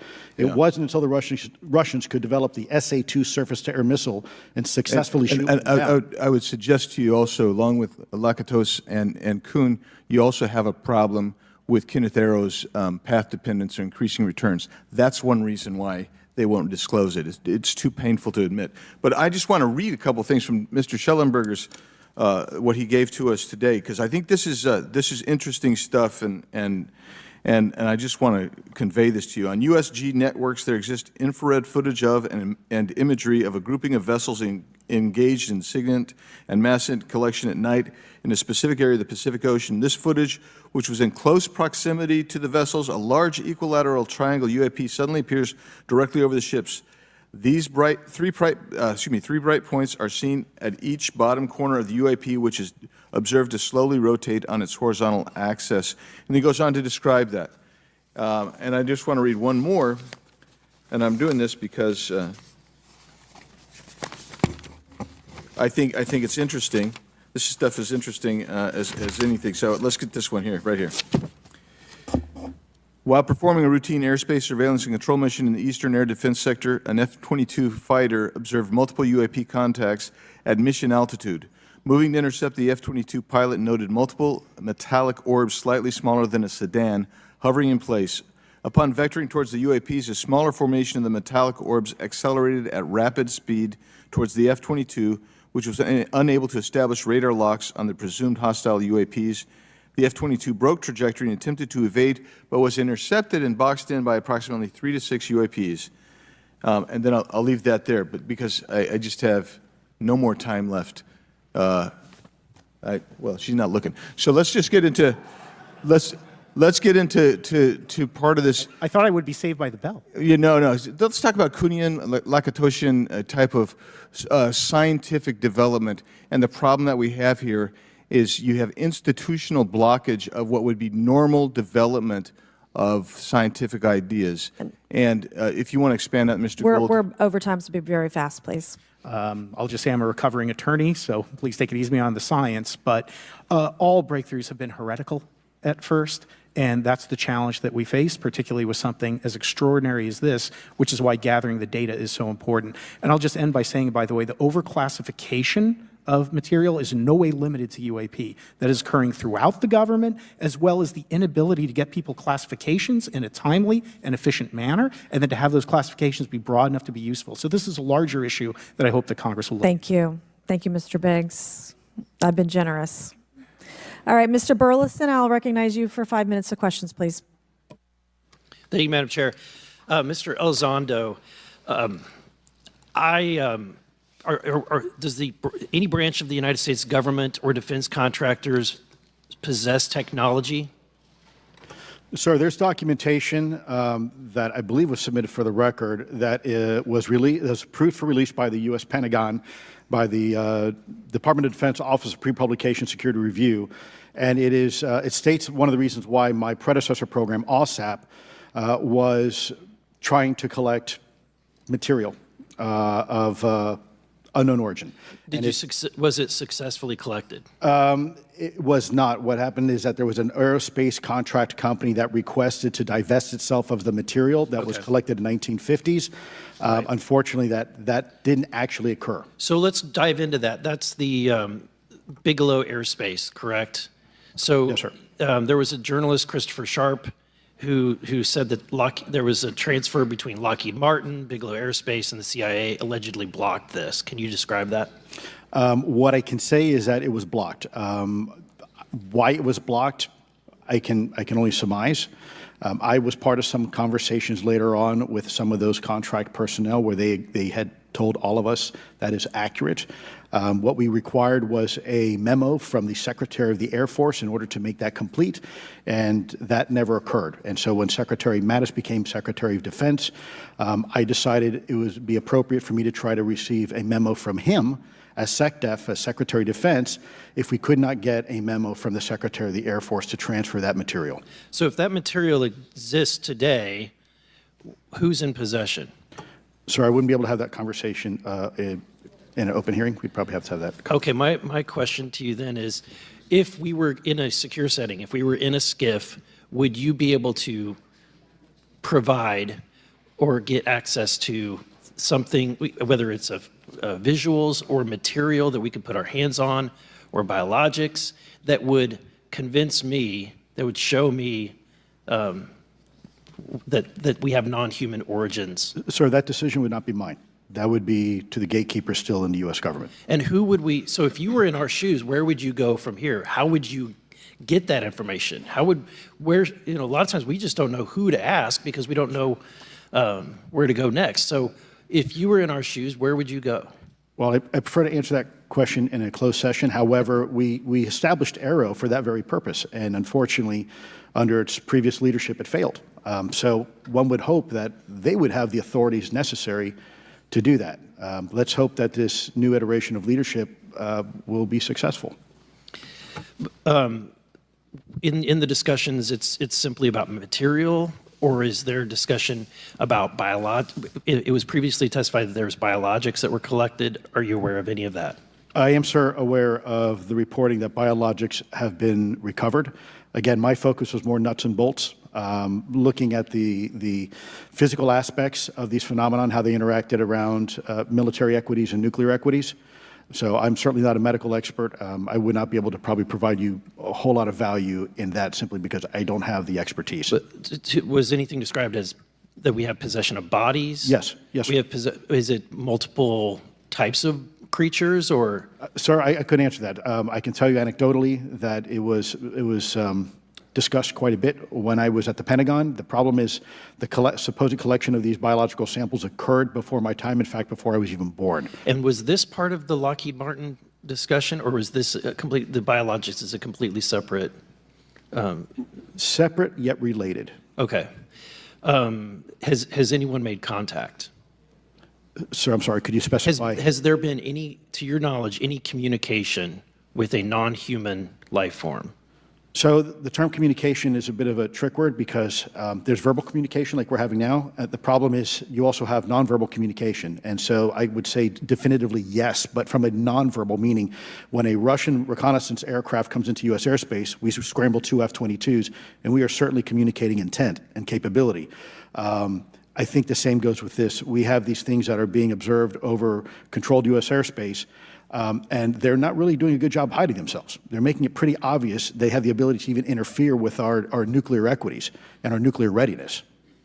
Is the United States government and our contractors, are they pulling technology from this? Or they're reverse engineering this? Sir, as I previously stated, and please forgive me, I am not authorized to discuss specifics about crash retrievals. I signed documentation with the U.S. government. What I can say was, after a very thorough review process by the Pentagon, what I wrote about. And that was my limit, unfortunately, that I was given. Thank you. Yes, sir. Thank you. I would like to recognize Mr. Timmons for 5 minutes of questioning. Thank you, Madam Chair. Mr. Elizondo, you just said something interesting. You said they don't seem to be hiding. They don't seem to be hiding. The UAP sightings are becoming increasingly brash, if you will. And, we've been hearing about these for years, but they've generally been isolated and not as consistent and over-critical military installations. Would you say that's fair? Is this becoming increasingly often? Is it happening more and more? Great question, sir. Let me see if I can answer this for you. Certainly, there seems to be some indication that they're being provocative, meaning that they're, in some cases, literally splitting aircraft formations right down the middle. So that's an air safety issue. The question is it the frequency increasing? And really the response is it depends. Yes, it's possible that there is an increase in frequency, but it's also possible that there's heightened awareness now, and there's also more pervasiveness of technology out there that's collecting this information and that can record this information. So we're not quite sure yet if it's actually an increase in numbers of these events, or is it that we have better equipment now that to record these things, and we have a better ability, if you will, to analyze these things. And that's my next question. It seems that a lot of these sightings occur near military installations. Do you think that these UAPs are intentionally targeting military installations, or do you think that we have increased abilities to monitor surrounding the military installations? Sir, maybe both. Part of my concern is we have something in the Department of Defense and the intelligence community called IPB, Initial Preparations of the Battle Space. And we use equities like ISR, intelligence, surveillance, and reconnaissance, and other type of equities and technologies to prep the battle space.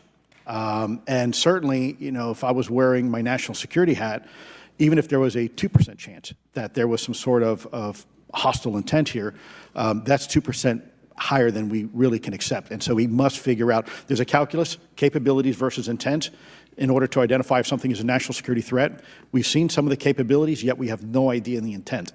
And so this is why this discussion is somewhat, I think, problematic from a governmental perspective, because we have no idea. Sure, thank you. Mr. Schellenberger, you're particularly familiar with the Langley Air Force Base incident a year ago? Are you familiar? Just from what I read in the Just news. from what you've read? Yeah. I would imagine a large percentage of the American population became aware of that with the Wall Street Journal article. Would you agree with that? Yes. And were you aware of that incident prior to the Wall Street Journal article? No. To the rest of the panel, was the Wall Street Journal article the first time that y'all were made aware of what was essentially an over 2-week UAP frenzy over Langley Air Force Base? Were you all aware of this prior to the Wall Street Journal article? Anybody? Show of hands. Yes, sir. Dr. Guyette, could you give me how did you become aware of it? A colleague of mine who I referenced previously, Chris Mellon, he wrote an extensive article about this, that there were other incursions of drones over Langley before this, as well as many, many military installations over the last 5 decades. And it's my understanding that there's been an ever-increasing in number, and I'm trying to think how to say this because I wear 2 different hats. I'm still in the Air Force. So, I mean, it seems that they're becoming increasingly brash, and the question that we really have to figure out is it China or is it non-human? And I think that's the biggest question the American people want to know. If it's China, it's scary because they have a lot of technology that we cannot explain. And if it's non-human, that's scary because we don't know the intent. Would you say that's fair? Yes, Congressman. And in fact, I really believe that we should use this hearing as a catalyst to improve and bolster our air defense capabilities and our maritime domain awareness capabilities, because obviously there are holes in it, whether it be UAP of non-HI direction or NHI direction, or, as you say, sir, China or any other adversary. Are you all aware of any task force at the Pentagon or in the national security apparatus that's trying to assess the answer to that question? At the current moment, sir, no, but this is a great point. From 2020 to 2022, there was a UAP task force in the DoD succeeding where Mr. Elizondo worked, led by Jay Stratton, who had the first comprehensive whole-of-government approach to UAP, which involved pathways to declassification and to increase transparency, as well as assessing the national security risks of UAP. This was a really well-established approach, and we have all advocated that something like it return. I'm running out of time. The last thing is that we need authorities. The law enforcement, military do not have authorities to actually engage, and Congress needs to act to give those authorities to local law enforcement and the military so they have clear guidelines on how to assess these issues going forward. I yield back. Thank you. Thank you. I'd like to recognize Ms. Boebert for 5 minutes of questioning. Thank you, Madam Chair. Now that we have all been cautioned in this committee hearing that the mention of Pentagon's Immaculate Constellation program could put us on a list, well, I already find myself on many lists, I'm sure. So I speak my mind often, so why not just keep going with it? May as well just go all out and say it. The Earth is flat, birds are government drones, and we've never set foot on the moon, and Joe Biden received 81 million votes in the 2020 election. So let's just see how many lists we could get on here today. But Mr. Schellenberger, I wanted to ask you, I think I understand from this hearing that you would agree that classifying information like this is not in the best interest of the people. Is that correct? Yeah, I mean, with the caveat that, of course, I would support classification necessary to protect secrets essential to national security, but I think it's pretty obvious that there's overclassification. Overclassification, yes. And so in most instances, if they can't tell us what, do you think at some point they'll at least tell us why? President-elect Trump has repeatedly committed to greater transparency, both on the UAP issue, on JFK files, on COVID origins, and many other things. So I think that we need to make sure that the next administration is held accountable for that. Agreed. And this is for all 4 of you. Yes or no, please. I have many questions I want to get to.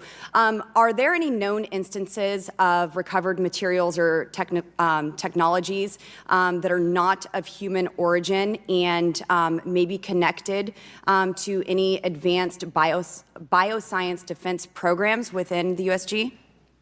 I don't know. I wouldn't be able to answer that, ma'am. I don't know. I don't know.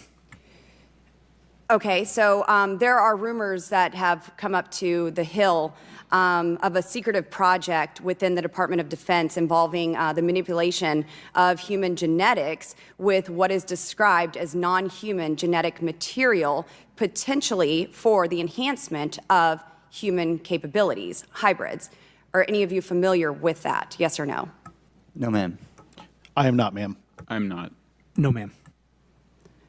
Okay, I would like to know, with Immaculate Constellation, how does this relate to UAP activities, Mr. Schellenberg, in oceanic environments? Are there any instances where the Navy or other maritime forces have encountered UAPs that could not be explained by known technology or natural phenomena? Yeah, the Immaculate Constellation covers both terrestrial and oceanic, and there's actually a number of cases described in the report that occur in the ocean. And do you believe that there is a concerted effort by the Pentagon to keep Congress out of the loop regarding these UAP activities, specifically in our waters? Yes. I think it's about 5% of our ocean that's actually been studied in detail by man, and we've studied more of space than we had of our own oceans. And so are there any accounts of UAPs emerging from or submerging into our water which could indicate a base or presence beneath the ocean's surface? I don't know about a base, but as I mentioned, I had a different source entirely describe this pretty extraordinary footage that exists of orbs, of an orb coming out of the ocean and being met by another orb. Some would say that there's multiple hotspots where we see frequent activity. So in your investigations, have you come across any data or visual evidence like sonar readings or underwater footage of these UAPs? I have not beyond what's in the report. You've written about UAPs not only in the air but in underwater.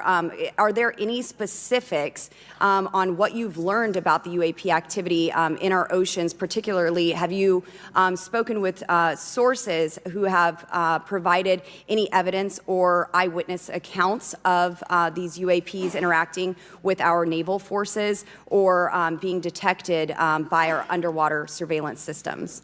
Nothing beyond what's in the report and then the specific case that I mentioned with the orbs.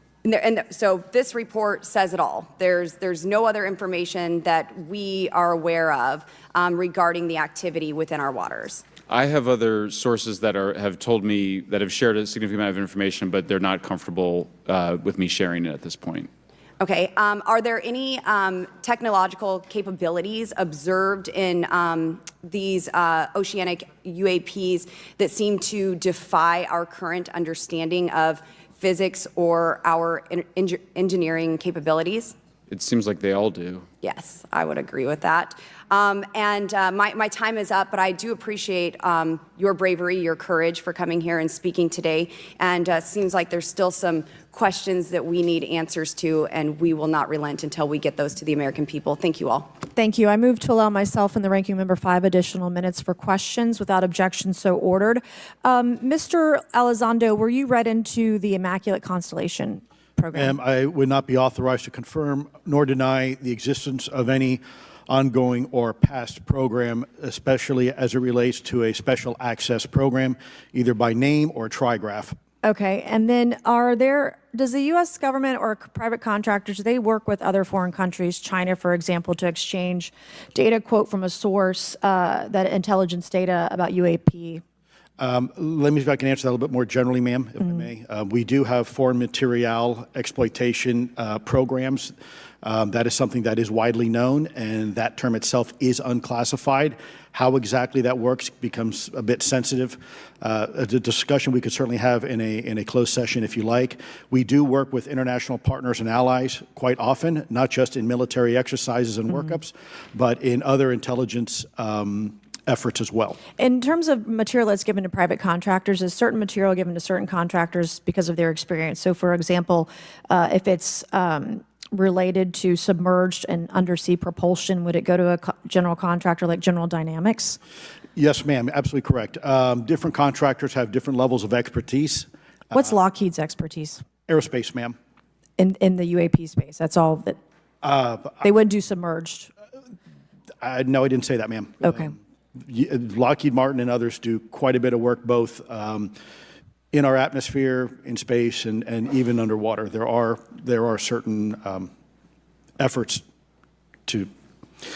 It's a tough question you're asking. You put me on the spot here. I'm looking for the answer. Yes, ma'am. No, they are involved in a lot. I would rather let Lockheed Martin explain the different domains that they are involved with. Probably not authorized to discuss that, but they are involved in a lot of different areas and domains. Admiral, flight safety risks for our pilots, based on what you've experienced and seen in your career. They're extensive, and the one exercise I referred to where I received the email that was then deleted was the pilots, and this is worth bringing out. There are debunkers out there who have said the Go Fast video was just a balloon.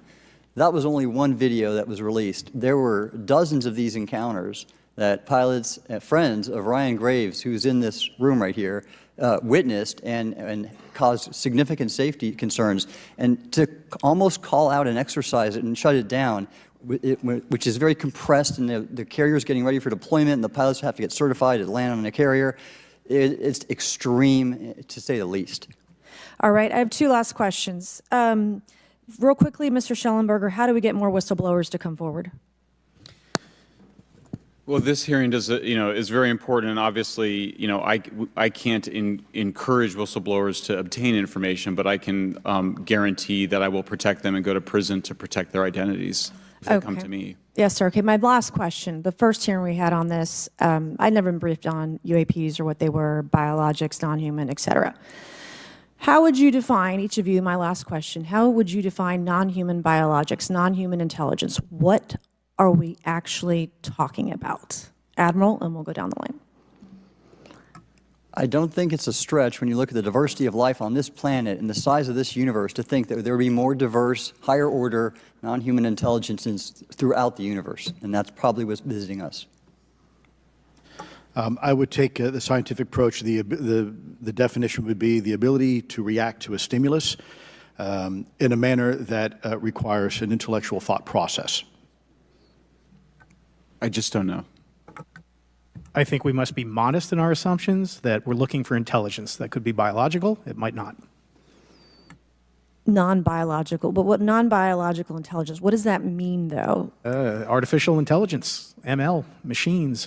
We assume that all intelligence would be like us, and every time we look out in the universe, we are humbled relative to what we don't know in terms of the forms of intelligence and what it may take. I can assure you I probably can't ask you your question, but I think the ultimate answer is going to surprise us all. And then, Mr. Garcia, do you have a few closing remarks? And I know we're about to hit votes here, so I'll be brief. I want to thank you all for being here. I want to thank Chairwoman Mace especially for holding this important bipartisan hearing. And I want to thank all the committee members that are interested in this topic. I think our commitment to all of you and all the folks that have contacted us, and certainly to the advocates and the pilots, is that we need to continue investigating UAPs. I think the country the country is owed explanations and ensure that the safety or national security is always protected. This is a conversation and questioning that must continue, so I'm very grateful to all of you. And I also just want to add, just personally, I think it's really important for me, two things guide my questioning and my observations on UAPs. One is we should always be guided by facts, science, and data, and stay serious on those issues. And the second thing is I think that we should not limit our imagination and our thoughts and our curiosity on what UAPs could actually be. And I think those two things for me are really important, and I'm grateful for all of you to be here. So with that, I yield back. Okay, and we have Mr. Ogles, who is on the way. He's going to be here any second. Is that correct? Want to check, and he'll be the last member with questions that we have today, and then we have votes. So we want to thank you all for being here. I want to thank Mr. Garcia and folks on both sides of the aisle for being here today and being patient. We have a lot more questions, and I hope that this will open the door to more hearings in the future. I obviously would like to know how much taxpayers are spending on this. You have the right to know, but also if we're spending money on something that doesn't exist, why are we spending the money? And if it does exist, why are we hiding it from the public? And of course, our national security is a huge issue, because if there's technology that could harm us or our allies that are in the hands of our adversaries, we obviously want to stay ahead of that to the best of our ability to ensure that that technology is not in the hands of someone who could use it against us or our allies anywhere in the world. So, Mr. Ogles, you're just in time, babe. I will recognize you for 5 minutes of questioning before we head on out today.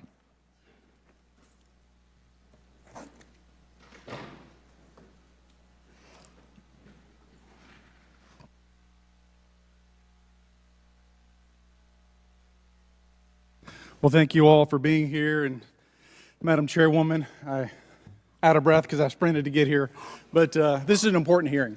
I think we all know that there's something going on. Mr. Elizondo, based on your knowledge of UAP sightings, do you believe it's fair to say that they are especially common near nuclear sites? Yes, sir. Mr. Congressman, I absolutely am convinced of that, as are my colleagues inside the government. And the reason why I pose that question, and this has been one of my talking points from the beginning, is, Oak Ridge is in Tennessee. The so-called weather balloon that drifted, that we now know was controlled, it passed near Oak Ridge. It obviously is a sensitive site, both of interest to our adversaries and to whatever else this is. Because we know that at military installations, at sensitive locations, such as nuclear facilities, that we're seeing this take place. So the question is what is it? Do you believe they've caused an irregular activity, and why might they be interested in those sites? Sir, in some cases, it's actually regular activity. You'd be surprised. There's actually documentation right now that's been submitted. It's not just Oak Ridge. It's Savannah River site, SRS. It's also Los Alamos. A lot of our sensitive R&D locations appear to be under some sort of surveillance and monitoring.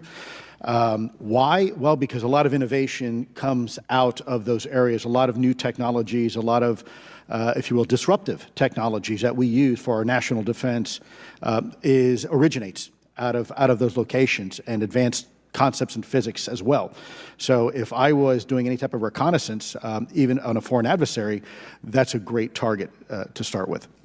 Sure, and again, this has been one of my talking points. I do have questions. What role might the Department of Energy or its subsidiaries or affiliates have in this type of technology?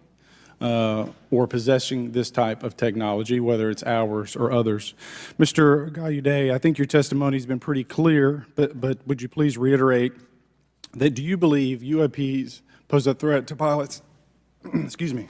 Yes, sir. Absolutely. They were threatening Navy pilots during the exercise that my people were involved with in 2015, and it's my understanding they're risking pilot safety, commercial and military today.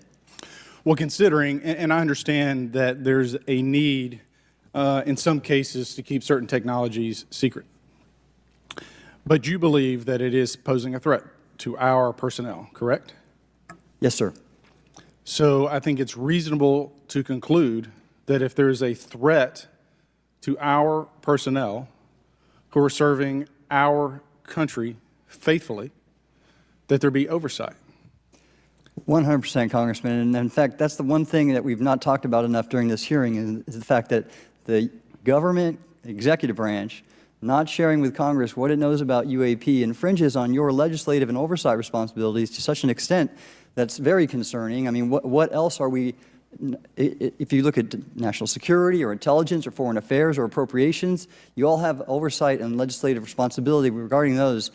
This UAP issue may be the greatest issue of our time, and it's being hid from you. Well, I mean, and to your point, I think we've seen over the decades that we have certain adversaries like China, like Russia, that technologically speaking are not as advanced as us, that they lack some of the lethality that we have, and that we've seen that they've gone after our technologies and in some cases succeeded, in particular with missile technology. And so again, my concern, whether this technology emanates from us or otherworldly, that we know that we possess it. And where's the accountability?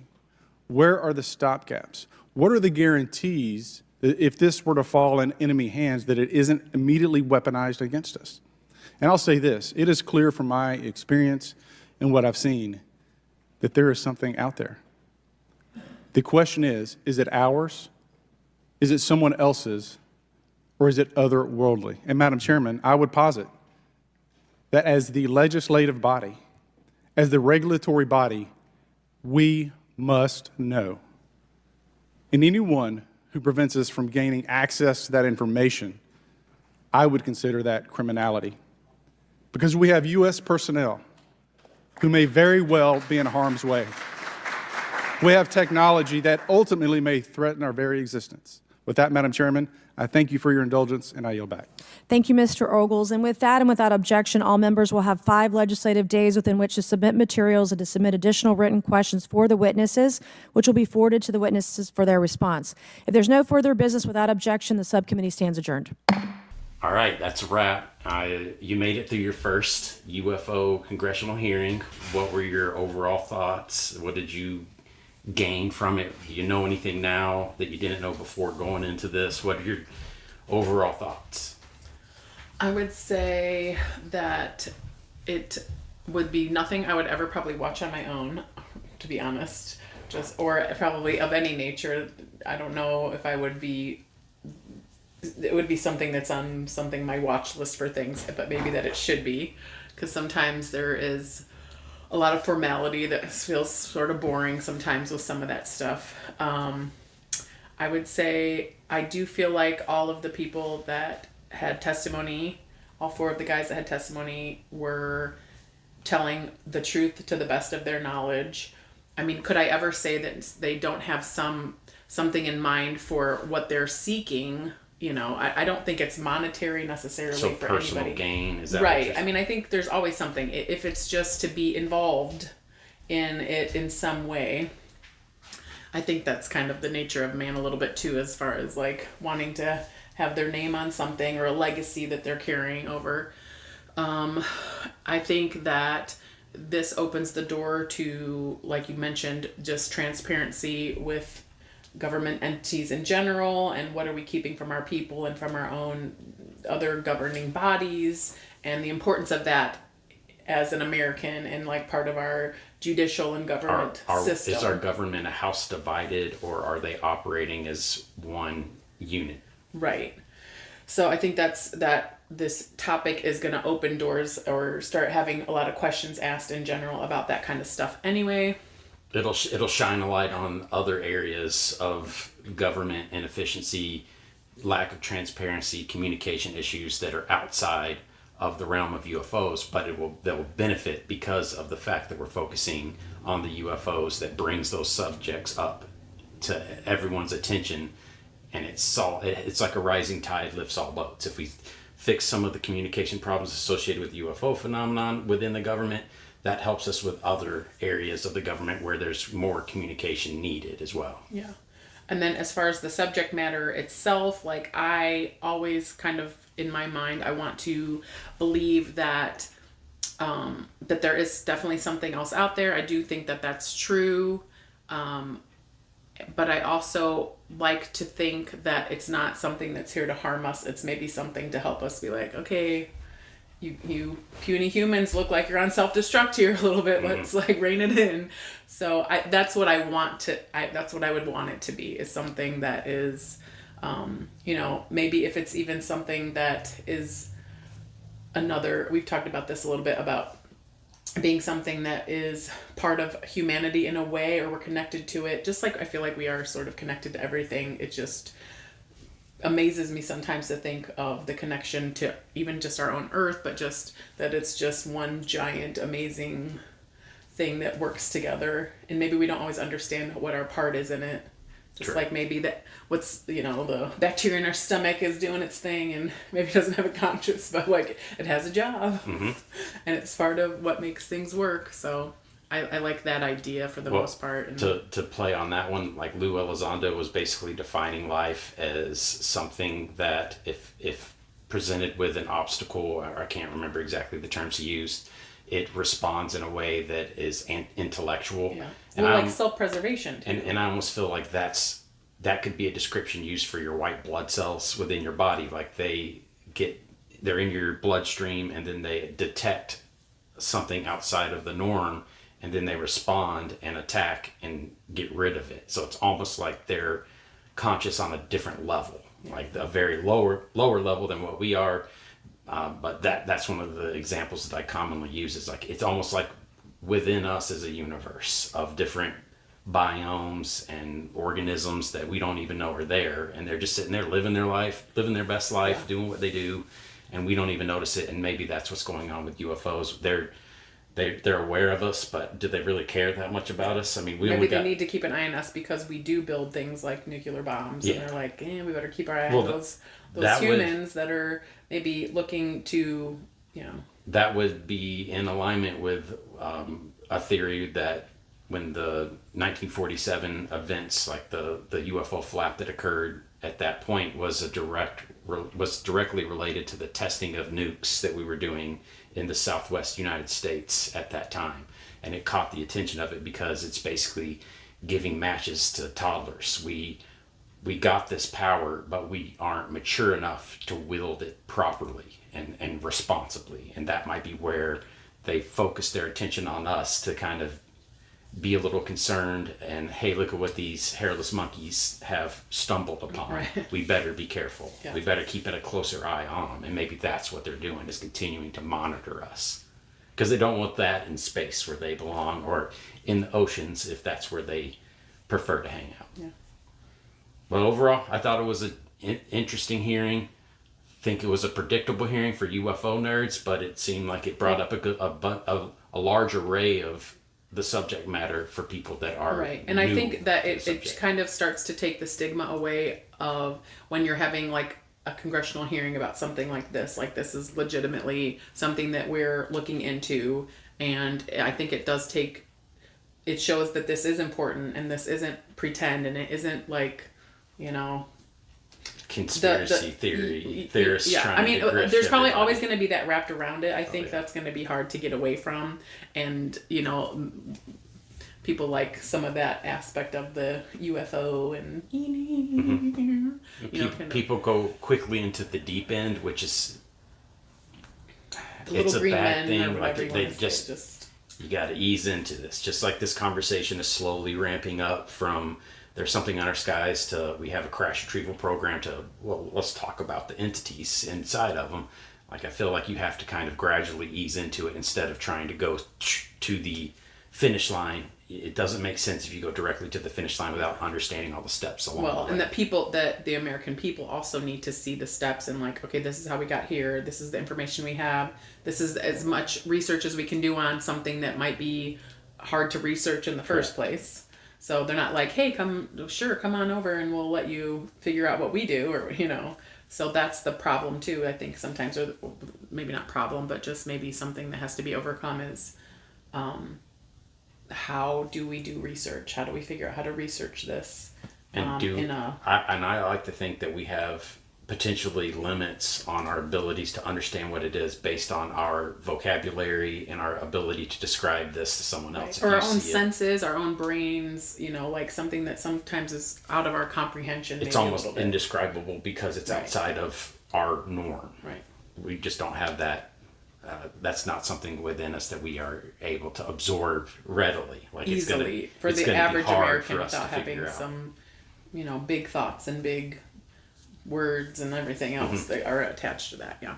All right. Well, overall, not too shabby. Well, thank you for sitting down and watching it with me. It is definitely more fun watching it with you than by myself in this living room. But yeah, good times. Thank you.